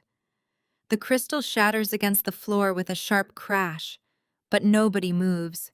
Trent visibly recoils, his face turning the color of ash. Marcus's survival instinct finally overrides his shock. His face flushes with dark, violent anger. He cannot afford this humiliation. He cannot let me open my mouth in front of the investors he is desperately trying to court. He raises his hand, snapping his fingers sharply. He points directly at me, his eyes burning with furious desperation. He looks at the two massive private security guards stationed by the entrance. He gestures aggressively toward me, his lips forming a silent, frantic command. "Throw her out." The two massive private security guards step forward, instantly responding to Marcus's frantic command. Their earpieces buzz softly in the quiet room as they move to intercept me, their hands reaching out to grab my arms and forcibly remove me from the premises. The movement around us feels almost cinematic, as if the entire ballroom is spinning on a tight axis, centering completely on my crimson silhouette and the looming threat of the guards. Before their thick fingers can even brush against the silk of my gown, Desmond materializes from the dark alcove of the coat check corridor. He does not yell. He does not sprint. He simply steps smoothly between me and the advancing guards, moving with the cold, calculated authority of a man who dictates the rules of engagement. He raises his right hand and flashes a sleek, leather-bound credential case, opening it just enough for the guards to see the heavy, embossed corporate seal. "Stand down," Desmond states, his voice cutting cleanly through the ambient tension. "Mrs. Vance is the primary sponsor of this venue. She holds the exclusive lease on this entire ballroom and the adjoining VIP suites for the evening. If you lay a single hand on her, you are technically assaulting your direct employer, and I will personally see to it that you are both named in the subsequent multi-million-dollar civil suit." The guards freeze. They look at Desmond's credentials, then look back at Marcus, who is practically vibrating with rage across the room. The guards exchange a quick, confused glance and step backward, lowering their hands.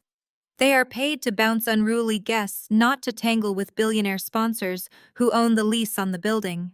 Beatrice watches her security detail fail in real time. Panic flares in her eyes. She realizes that whatever power she thought she held in this room has just been completely neutralized. She practically sprints across the polished marble floor, her emerald Oscar de la Renta gown swishing violently around her ankles. She inserts herself directly into our small circle, turning her back to the hundreds of wealthy guests to hide her furious expression. She forces a wide, stiff, and entirely fake smile onto her face for the benefit of the watching socialites, but her voice is a venomous, desperate hiss. "You are ruining my night!" Beatrice snarls, keeping her teeth tightly gritted behind the painted smile. "You do not belong here, Naya. You have always been an embarrassment to this family. Get out of this building right now before I call the police and have you dragged out in handcuffs for trespassing." I do not flinch. I do not raise my voice. I simply reach out and gracefully pluck a crystal flute of champagne from a passing waiter's silver tray. I take a slow, deliberate sip, letting the expensive vintage wash over my tongue. I look my mother dead in the eyes and watch the arrogant matriarchal superiority drain right out of her. "Call them Mom," I reply, my voice perfectly calibrated to carry just enough volume to ensure the nearby wealthy donors can hear every single syllable. "Please, call the police. Tell them exactly who I am. And while you have the authorities on the line, why do not you tell them how you forged Dad's life insurance policy to completely exclude me 15 years ago?" Beatrice's fake smile shatters. The color vanishes from her face, leaving her heavily contoured cheeks looking hollow gray and suddenly incredibly old. Her hands begin to tremble so violently that her diamond bracelets rattle against each other. "You always thought I was too young and too stupid to understand where the sudden influx of cash came from after he died," I continue, stepping half an inch closer to her trembling form. "You stole my inheritance. You forged his signature and redirected my trust fund to pay for Chloe's private boarding schools, your luxury cars, and your ridiculous country club dues. You built this entire philanthropic high society facade on a felony. Keep your voice down," Beatrice gasps, her eyes darting around frantically as the surrounding socialites lean in closer. "You have no proof of that. You are a delusional, bitter girl." "Oh, wait! You cannot call the police," I say, tapping my chin mockingly. "Because I already handed the original forensic accounting files, the verified signature discrepancies, and the offshore routing numbers directly to the district attorney this morning. They are currently pulling your bank records from 2009. By the time you wake up tomorrow, you will be facing a federal indictment." Beatrice stumbles backward, clutching her chest as if she has just been physically struck. She looks like a woman who has been gutted but has not quite realized she is bleeding to death. The elite donors standing in our immediate vicinity are no longer pretending to look away. They are openly staring, glasses lowered, whispering fiercely behind manicured hands. The untouchable matriarch of Atlanta society has just been exposed as a common thief. Across the vast ballroom, Trent sees the interaction. He is already a nervous wreck waiting for his stolen funds to clear, but watching Beatrice crumble pushes him completely over the edge. He knows that if the DA is looking into Beatrice's old financials, it is only a matter of time before they start looking at his current offshore wire transfers. He turns his back on the crowd, abandoning his wife, his mother-in-law, and his business partner. He bolts toward the kitchen service exit, running for his life, running for the private jet waiting on the tarmac. Marcus watches Trent flee. He watches Beatrice hyperventilating near the entrance. He watches me standing in my breathtaking crimson gown, holding a glass of champagne like a conquering queen. He realizes with terrifying clarity that he is losing absolute control of the entire room. The whispers are growing to a deafening roar. The private investors he was desperately trying to charm are actively stepping away from him, sensing the toxic radioactive fallout of an impending massive scandal. Marcus does the only thing a cornered narcissist knows how to do.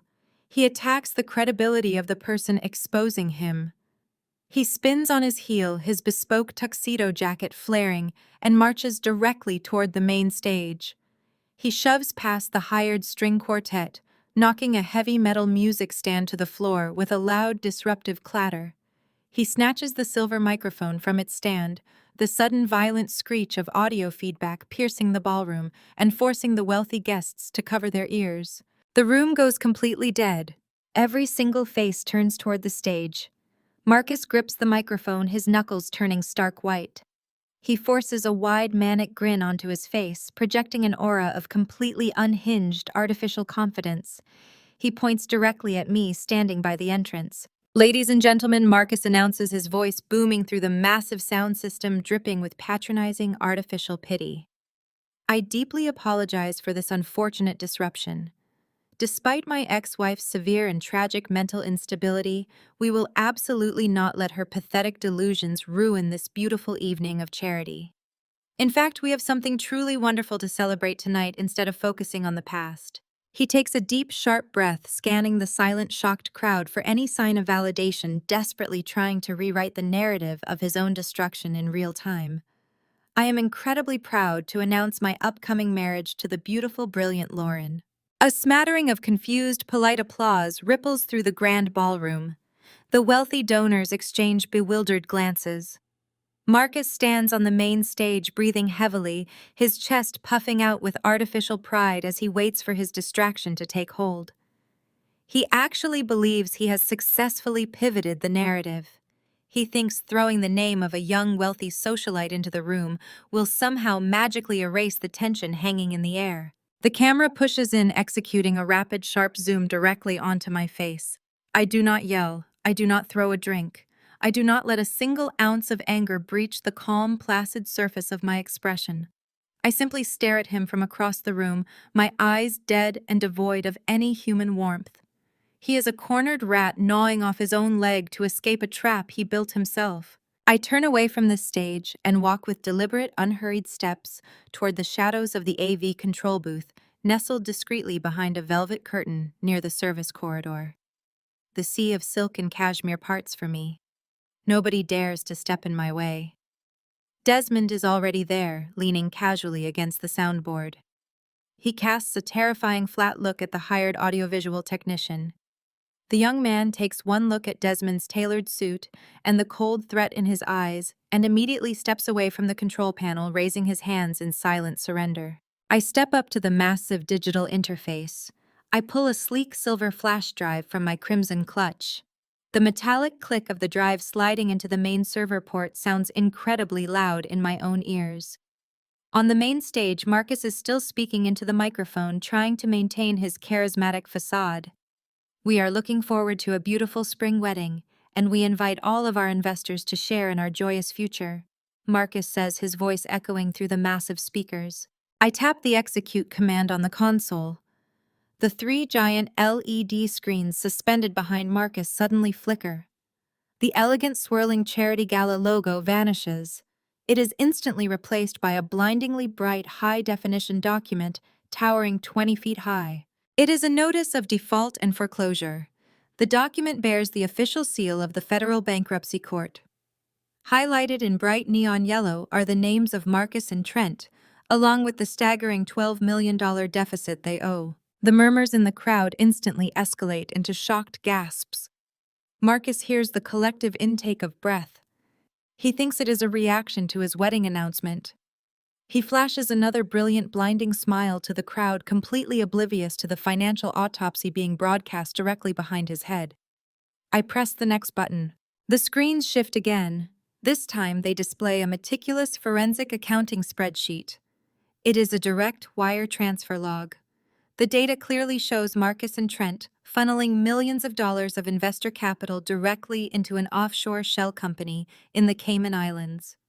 Next to the ledger is an internal email from Marcus to Trent. The text is magnified for everyone in the room to read clearly. It says, "We inflate the user metrics by 400% before the audit. The investors are too stupid to check the raw server data." The ballroom erupts. Investors who had just handed Marcus checks earlier in the evening are now shouting, pointing at the stage. The polite high society facade completely shatters. Marcus finally turns around. He looks up at the massive screens. His microphone drops from his hand, hitting the wooden stage floor with a deafening screech of audio feedback. His knees visibly buckle. The arrogant tech visionary persona dissolves into a puddle of sheer, unadulterated terror. He stares at his own criminal emails projected in IMAX proportions, realizing that he is not just ruined financially, he is going to federal prison. I press the final button. The screens change one last time, displaying a heavily stamped legal document. It is a final judgment of dissolution of marriage. It is the secret divorce decree Marcus had filed behind my back. He had bribed a corrupt judge to expedite the paperwork, pushing it through the courts, while I was completely unaware. He had done it to ensure that when his company went public, I would have absolutely no legal claim to his billions. He wanted to leave me with nothing. I step out from the shadows of the AV booth and walk slowly toward a vacant VIP table near the front of the stage. A spare microphone rests next to a floral centerpiece. I pick it up. The heavy metal feels cold and perfect in my hand. I tap the top of the mic once, bringing the entire chaotic ballroom to a dead, absolute silence. Every head snaps toward me. Marcus looks down at me from the stage. His face is the color of wet chalk. He is shaking so violently, he looks like he might physically collapse.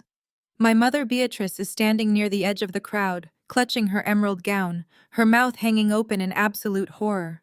She is looking at the screen, realizing that her golden son-in-law has just publicly humiliated her and destroyed her social standing forever. I raise the microphone to my lips. My voice cuts through the vast, silent room like a diamond cutting glass. My ex-husband is a very thorough man. I say my words echoing off the crystal chandeliers. He likes to plan ahead. He likes to protect his assets. I point up at the massive divorce decree glowing on the screen behind him. Marcus divorced me in secret to protect his assets, I announce, staring directly into his terrified eyes. He paid off a judge to expedite the paperwork because he believed his fraudulent tech company was about to be worth billions. He wanted to make absolutely certain that I would be left completely destitute. He wanted to erase me from the cap table. I take a slow, deliberate step closer to the stage. Marcus takes a stumbling step backward away from me. But he made a fatal mathematical error, I say, my voice dropping to a ruthless glacial whisper that carries to every corner of the ballroom. Because the divorce was finalized 2 months ago, he has absolutely zero legal claim to the $45 million I inherited from Aunt Josephine last week. The camera shifts into a hyper-focused slow-motion sequence. The collective gasp of 300 Atlanta socialites sucks the oxygen out of the grand ballroom. I watch a crystal champagne flute slip from the manicured fingers of a prominent venture capitalist, shattering into glittering fragments against the polished marble floor. The amber liquid splashes across expensive shoes, but nobody flinches or looks down. Every single gaze in the room is riveted to the stage. The mathematical reality of what I just said hits Marcus like a physical blow to the chest. The camera captures the exact second his brain processes the catastrophic magnitude of his own hubris. He had bribed a corrupt judge and expedited a secret divorce decree specifically to protect his precious tech startup from me. He wanted to shield a company that he knew was secretly $5 million in debt. In his desperate, arrogant attempt to leave me with absolutely nothing, he had legally severed our marital assets a mere 60 days before Aunt Josephine passed away. He had outsmarted himself. He had permanently locked himself out of a $45 million completely clean, untraceable fortune. The absolute agony twisting Marcus's face is a masterpiece of poetic justice. His knees visibly buckle under the immense weight of his colossal stupidity. He grabs the edge of the wooden podium to keep from collapsing entirely, his knuckles turning bone white. He opens his mouth to speak, but no sound comes out. He is looking up at the glowing divorce decree on the massive LED screen behind him, the very document he orchestrated to ruin my life, now acting as his ultimate financial death warrant. He traded half of $45 million in liquid cash for a fraudulent app that is currently being seized by federal regulators. Lauren stands frozen near the front of the stage. Her hands instinctively drift to cradle her slightly rounded stomach. She had expected to marry a Silicon Valley billionaire, and merge her family's trust with his soaring tech empire. She had mocked my basic existence on that recorded phone call, believing she was ascending to the absolute pinnacle of Atlanta high society. Now, she is standing in front of her wealthy peers, carrying the child of a bankrupt felon. The realization hits her that Marcus cannot offer her a private jet or a mansion in Atherton.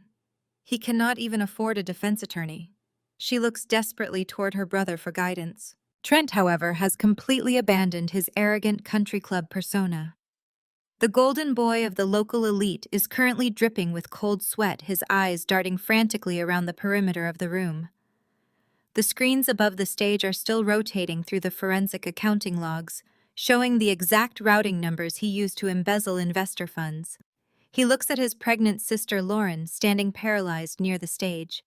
He looks at his wife Chloe, who has just stumbled through the ballroom doors, her designer makeup smeared from crying, having rushed here from my office only to find her entire nightmare being broadcast live to her social circle. She is weeping near the ice sculpture, completely destitute. Trent makes his choice. With the ruthless cowardice that defines men of his pedigree, he slowly backs away from the illuminated center of the ballroom. He leaves his pregnant sister to face the public humiliation alone. He leaves his destitute wife sobbing uncontrollably in the corner. He turns his back on Marcus, his supposedly brilliant business partner. He ducks his head, adjusting his tailored tuxedo jacket, and begins shuffling rapidly toward the heavy velvet curtains masking the rear service exit. He thinks he can just slip out through the kitchen, make it to the parking garage, and catch his private charter flight to Geneva before anyone realizes he is gone. He thinks he can escape the consequences of his actions, just like he has his entire life. I watch him moving through the shadows, trying to become invisible among the panicked crowd. I raise the microphone back to my lips. My voice echoes off the vaulted ceiling, sharp and commanding, cutting off his escape route instantly. Trent. The entire ballroom pivots, following my gaze to the back of the room. The crowd parts, leaving a clear line of sight directly to him. Trent freezes mid-stride, his hand hovering just inches from the brass handle of the service door. His shoulders hike up to his ears as he realizes he has been caught dead to rights in front of every major power player in the city. Leaving so soon, I ask, my tone dripping with dangerous, mocking sweetness. The silence in the room is deafening, broken only by the soft weeping of my mother and sister. Trent slowly turns his head, looking over his shoulder with wide, terrified eyes. "You might want to cancel that flight to Geneva," I announce, my voice projecting absolute authority over the entire venue. "The service elevator is locked down, and the FBI is waiting for you in the lobby." The camera style shifts abruptly, abandoning the smooth, sweeping cinematic glides that defined the evening. It adopts a raw, frenetic documentary style. The framing becomes intentionally shaky, utilizing rapid whip pans and aggressive focus pulls to capture the sudden explosion of pure chaos. The heavy mahogany double doors at the back of the grand ballroom are kicked open with a violent, concussive crash that shakes the very foundations of the St. Regis.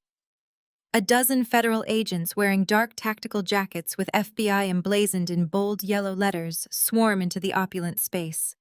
Local police officers in heavy riot gear flank them instantly, securing the perimeter and cutting off every possible exit. The sophisticated, untouchable atmosphere of the charity gala disintegrates into absolute screaming pandemonium. Wealthy donors shriek and scramble backward, tripping over their designer gowns and knocking over silver trays of beluga caviar. Towering crystal floral arrangements crash to the floor. Champagne flutes shatter against the polished marble in a deafening cacophony of breaking glass. The flashing red and blue lights from the police cruisers outside pulse through the tall ballroom windows, casting an eerie strobe effect across the terrified faces of Atlanta's elite. Trent does not even have the chance to make a run for the kitchen. His flight to Geneva ends right there against the heavy velvet drapery. Two massive federal agents tackle him hard, pinning his arms roughly behind his back. He thrashes and whines like a trapped animal, his custom-tailored tuxedo jacket tearing at the shoulder seam. An agent reads him his rights, projecting his voice forcefully over the screaming crowd, specifically citing multiple federal indictments for wire fraud, international money laundering, and corporate embezzlement. Chloe watches her husband being violently handcuffed from across the room and collapses completely to the floor, sobbing uncontrollably into her hands. Her entire life of generational wealth and country club privilege evaporates in a matter of seconds. Beatrice stands frozen nearby, clutching her chest, unable to process that her family is being dismantled on live public display. The chaotic camera whips frantically back to the main stage, capturing the devastating reality setting in for Lauren. She is standing perfectly still amid the rushing, panicked crowd, her hands instinctively resting on her slightly rounded pregnant stomach. She looks up at the massive LED screens still glowing with the damning financial records. She reads the deficit, $12 million in the red. She looks at the unforgiving legal text of the divorce decree that legally blocks Marcus from touching a single cent of my $45 million inheritance. The glamorous billionaire lifestyle she thought she was stealing from me is a complete illusion. She realizes with horrifying clarity that she is not marrying a brilliant tech visionary.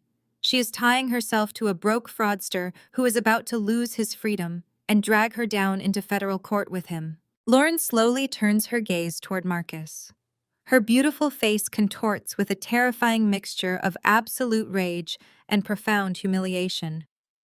She storms across the wooden stage, the sound of her designer heels echoing like gunshots against the floorboards. Marcus reaches a hand out toward her, his mouth opening to offer another pathetic, manipulative excuse. Before he can utter a single syllable, Lauren pulls her arm back and strikes him across the face with devastating physical force. The slap sounds like a whip cracking through the ballroom. Marcus stumbles backward, clutching his rapidly reddening cheek, his eyes wide with shock. Lauren does not stop.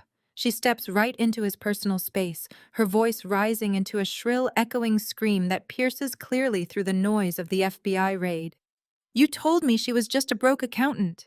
You told me you had millions. You ruined my entire life for a lie." She rips the massive, flawless diamond engagement ring off her finger and hurls it directly at his chest. The heavy ring bounces off his tuxedo and clatters to the floor, rolling away into the shadows. She turns and flees the stage, shoving her way blindly through the crowd of shocked socialites desperate to escape the sinking ship.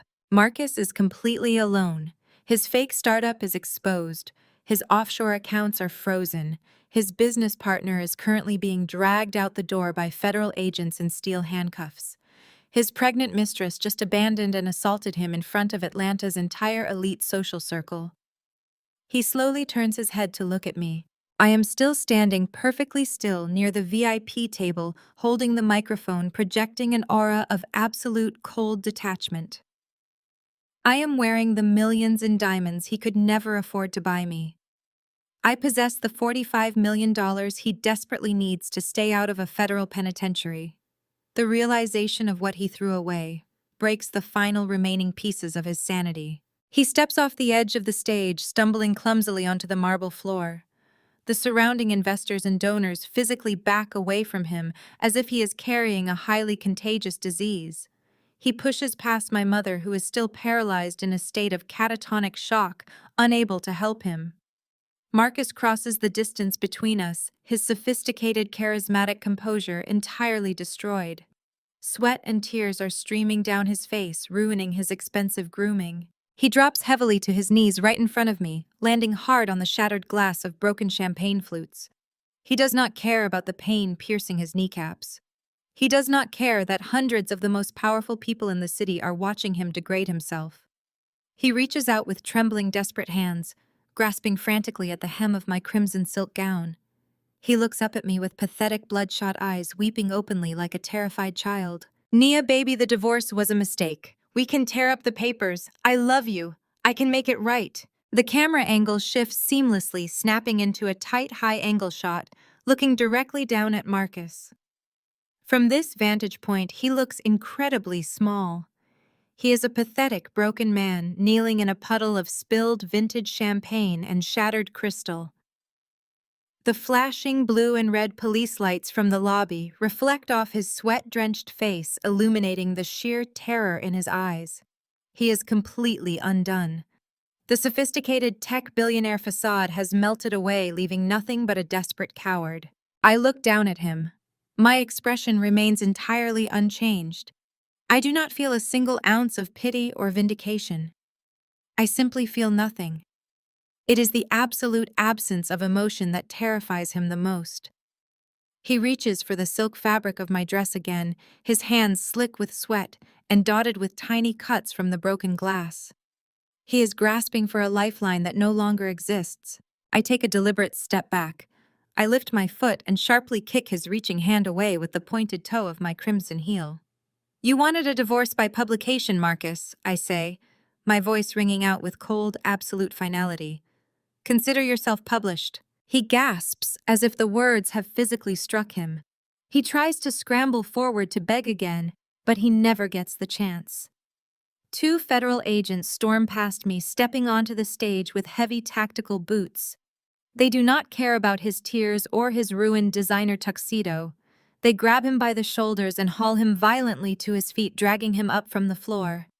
Marcus goes limp in their grip, sobbing uncontrollably as they slam heavy steel handcuffs around his wrists. The metallic click echoes sharply over the ambient noise of the raided ballroom. The agents turn him around and march him toward the same service doors where Trent was just apprehended. Marcus twists his head back, screaming my name, begging me to call a lawyer, begging me to save him. He sounds exactly like the pathetic fraud he has always been. I do not look at him.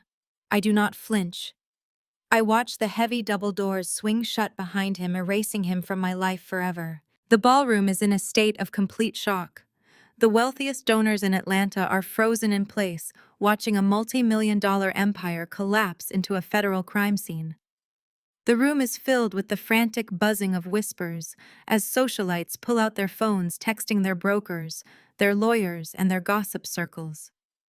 But amid the chaos, one person has managed to process the actual math of the situation. Beatrice. She has been standing near the entrance, watching her golden son-in-law be hauled away in disgrace. She has watched her philanthropic empire crumble into dust in less than 10 minutes. But her mind has completely bypassed the scandal and the federal raid. Her brain has finally locked onto the most crucial piece of information I revealed on that stage: $45 million, clean, untraceable liquid wealth. The absolute horror on her face instantly vanishes. It is replaced by a sickening, familiar, predatory hunger. The arrogant matriarch who just threatened to have me dragged out in handcuffs for trespassing completely changes her tune. She realizes that the quiet, submissive daughter she treated like garbage for 30 years is now the sole proprietor of a massive generational fortune. She bulldozes her way through the remaining paralyzed donors. She shoves past a bewildered hedge fund manager, knocking his drink from his hand without a second glance. She practically launches herself toward me, her emerald Oscar de la Renta gown flowing behind her like a desperate cape. Fake tears begin to stream down her heavily powdered cheeks. She forces a trembling, radiant smile onto her face, playing to the audience of high society gossips still lingering in the room. My beautiful daughter Beatrice cries out, her voice pitched loudly to ensure maximum emotional impact. She reaches out with wide-open arms, trying to pull me into a maternal embrace that I have never experienced a single day in my entire life. Desmond immediately steps forward, his hand moving toward his jacket, but I hold up a single finger, stopping him. I want to see this. I want to see exactly how far she is willing to debase herself for cash. Beatrice stops just short of hugging me, sensing the lethal coldness radiating from my posture. Instead, she grabs both of my hands, squeezing them tightly between her own. Her heavy diamond rings bite into my skin, but I do not pull away. I simply stare into her frantic, calculating eyes. "I always knew Aunt Jo loved you," Beatrice gasps, blinking rapidly to force more tears down her face. "She saw how special you are. She always knew you were the brightest in the family. Oh, Nia, we have been through so much terrible trauma tonight. Marcus and Trent have ruined everything. But we are family. And family always sticks together." She takes a deep, shuddering breath, leaning in closer. The smell of her expensive floral perfume mixes with the sharp, acrid scent of her sheer desperation. She drops her voice to a frantic, breathless whisper, trying to keep the surrounding donors from hearing her ultimate humiliation. You have to save the family mansion, Nia. She begs, her grip tightening on my hands until her knuckles turn white. You have the money now. You have to pay off the bank. They are foreclosing on it tomorrow morning. The eviction notices are already printed and my accounts are frozen. If you do not write them a check right now, I have absolutely nowhere to go. I look down at her manicured hands, clutching mine with a desperate ferocity she has never once shown me in 30 years. I do not pull away immediately. I let her hold on to me, feeling the heavy, flawless diamonds on my fingers pressing into her palms. I let her feel the undeniable physical weight of the wealth and power she actively tried to steal from me. Her eyes are wide and frantic, darting across my face, searching for the weak, compliant daughter she spent decades molding into a perfect victim. She expects me to fold. She expects the ingrained childhood trauma to override my logic. She honestly believes that the biological title of mother grants her an automatic pardon for a lifetime of systematic emotional abuse. With deliberate, agonizing slowness, I slide my hands out of her frantic grip. The camera transitions into a buttery smooth tracking shot, gliding flawlessly alongside me as I turn my back on the stage, the shattered glass, and the sobbing billionaire imposters. I begin my exit, my crimson silk gown sweeping across the marble floor with a soft, commanding rustle. Beatrice scrambles after me, her emerald Oscar de la Renta dress catching on the heels of abandoned shoes and discarded champagne flutes. She becomes a desperate shadow trailing right behind me, practically stepping on the train of my gown. The sea of wealthy donors and socialites parts for me instantly. They step back, pressing themselves against the walls, watching in stunned, breathless silence. The only sound in the massive ballroom is the click of my heels and the pathetic rambling of the woman following me. Beatrice is talking a mile a minute, her voice echoing off the vaulted ceilings. She is begging, pleading, negotiating, and lying all at once. She talks about the family legacy, about the prestige of our ancestral name, about how she always knew I was the strong one, the smart one, the true heir to the dynasty. The sheer staggering hypocrisy of her words makes my blood run cold. This is the same woman who forced me to use the service stairs when guests were over because my presence ruined her aesthetic. This is the woman who allowed my brother to steal my college tuition to pay off his country club tabs. She is a parasite dressed in haute couture, and her host has finally cut off the supply. I do not speed up my pace. I do not run. I walk with the measured, terrifying grace of a woman who holds every single card in the deck. The camera tracks my profile, capturing the absolute ice in my expression as I glide past the horrified faces of Atlanta's elite. The very people Beatrice spent her entire life trying to impress are now watching her grovel like a beggar. I stop right at the grand exit. The heavy mahogany double doors are flanked by the remaining police officers who had secured the perimeter during the federal raid. Beatrice nearly crashes into my back. She grabs my arm, her breath coming in ragged, panicky gasps. Her heavily powdered face is streaked with ruined mascara. She looks at me with wide, hopeful eyes, waiting for her salvation, waiting for the obedient daughter to write the check that will save her precious social standing. I did save the mansion, Mom. I say it loud enough for the closest onlookers to hear my voice perfectly level and devoid of any emotion. I look directly into her desperate eyes. I bought the debt this morning. Beatrice lets out a loud theatrical gasp of pure absolute relief. The tension visibly drains from her shoulders. She throws her hands up to her face, crying out praises to a god she only acknowledges when it suits her finances. She steps forward, reaching out with open arms, ready to embrace the daughter she spent a lifetime pretending did not exist. She thinks she has won. She thinks her legacy is secure. I take one sharp step backward, her arms close around empty air. I bought it. I continue, my voice dropping to a deadly conversational whisper that somehow cuts through the silence louder than a scream, so I could be the one to evict you. I watch the blood drain completely from her face. Her jaw drops, opening and closing silently as her brain short-circuits trying to process the words. You have until Friday to pack your things, I state clearly. After that, the locks are being changed, and private security will physically remove anyone left on the property. You are not taking the imported Italian marble. You are not taking the ancestral silver. You are leaving with exactly what you gave me when I turned 18, which is absolutely nothing. I am gutting the interior and turning the entire estate into a shelter for displaced young women. Women who actually need a safe home. Women who were thrown out and abandoned by the people who were supposed to protect them.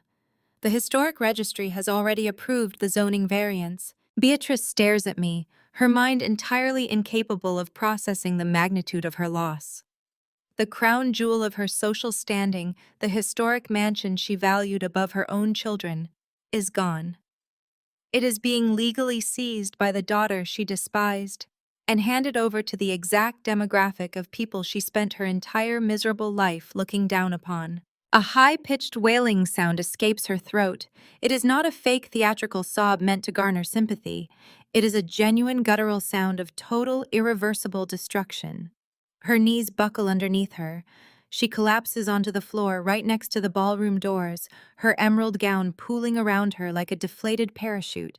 She grasps at her hair, sobbing into the carpet, completely stripped of her dignity and her wealth. She falls right beside Chloe, who is sitting on a nearby velvet bench in a state of catatonic shock. Chloe's designer makeup is completely ruined. She is staring blankly at her phone screen, which is vibrating endlessly with notifications of her husband's federal indictment. Her inbox is flooding with emails from public relations agencies severing their ties. Her corporate influencer sponsors are dropping her contracts in real time. Her black cards have already bounced. Trent left her behind to save himself, and now she is just a broke accessory tied to an international money laundering scandal. She has no husband, no offshore accounts, and no future. I stand at the doors looking down at the two women weeping on the floor. The golden daughter-in-law and the tyrannical matriarch. The entire toxic hierarchy of the family has been completely and surgically dismantled. The camera tracks smoothly alongside me as I finally pull my hands free from her frantic grip. I turn my back on the stage, the shattered glass, and the sobbing billionaire imposters. I begin my exit, my crimson silk gown sweeping across the marble floor with a commanding rustle. Beatrice trails right behind me like a desperate shadow, her emerald Oscar de la Renta dress catching on the heels of abandoned shoes. The sea of wealthy donors parts for me, instantly stepping back in stunned, breathless silence. The only sound in the massive space is the sharp click of my heels and the pathetic rambling of the woman following me. She begs and pleads all the way to the grand double doors. I stop right at the exit and turn to face her. "I did save the mansion, Mom," I say, my voice echoing with a cold, absolute finality. "I bought the debt this morning." Beatrice lets out a loud, theatrical gasp of pure relief. She throws her hands up to her face, crying out praises to a god she only acknowledges when it suits her finances. She steps forward, trying to pull me into a tight maternal hug. I take one sharp step backward. Her arms close around empty air. "I bought it so I could be the one to evict you." I continue, my voice dropping to a deadly whisper. "You have until Friday to pack your things. I am turning the entire estate into a shelter for displaced young women." Beatrice stares at me, her mind completely incapable of processing the magnitude of her loss.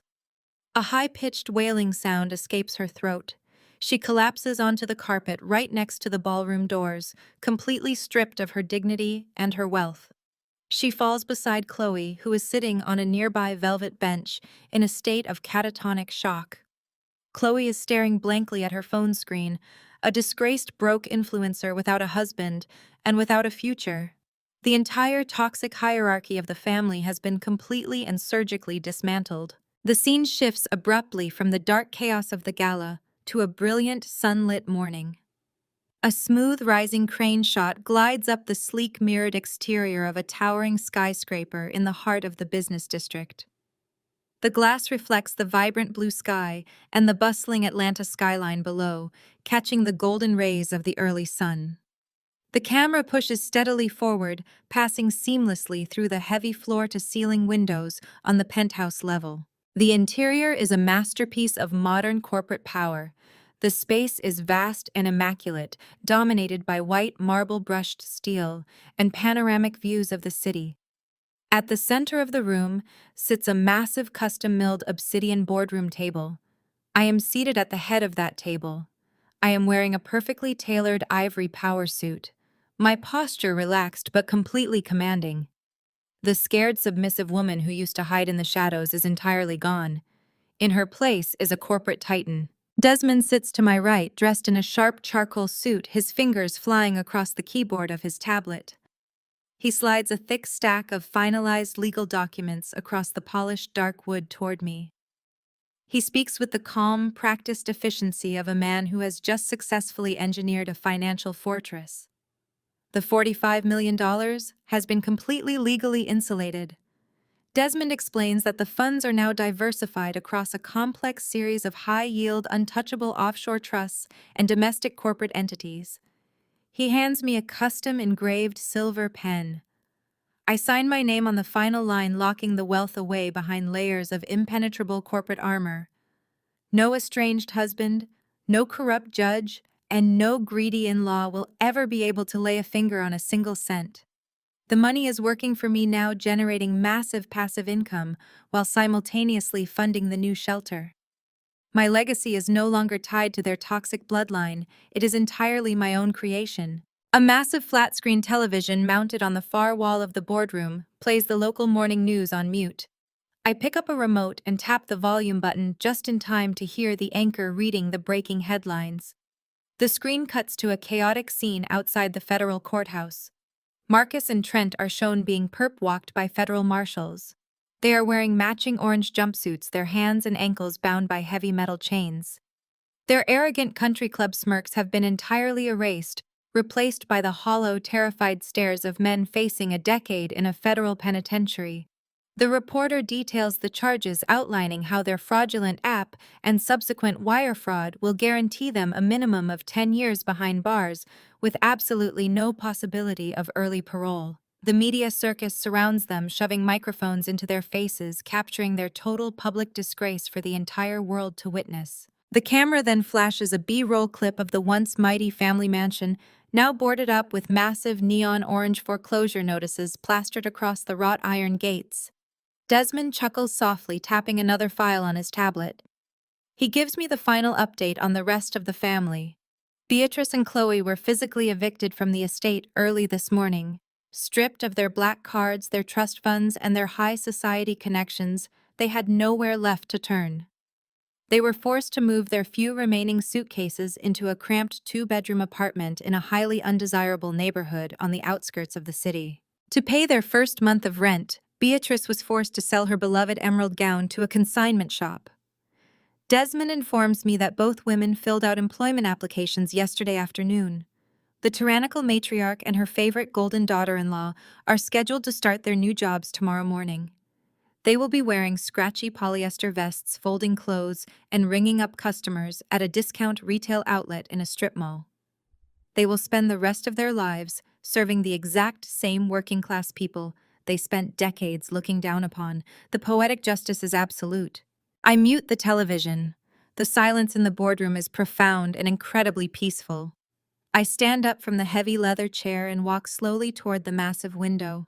I look out over the sprawling Atlanta skyline, watching the tiny cars moving like ants far below. The city is awake and moving, and for the first time in my entire life, I hold the reins to my own destiny. I pick up a ceramic mug of steaming black coffee from the windowsill and take a slow, deliberate sip. The bitter, rich taste grounds me in the reality of my triumph. I turn my body slowly, looking directly into the camera lens, breaking the fourth wall. My gaze is steady, piercing, and utterly devoid of mercy. They always said I did not know my place in the family. They were right. My place was never at their table. My place was buying the whole damn building. I lower the coffee mug. A slow, sharp, triumphant smirk spreads across my face.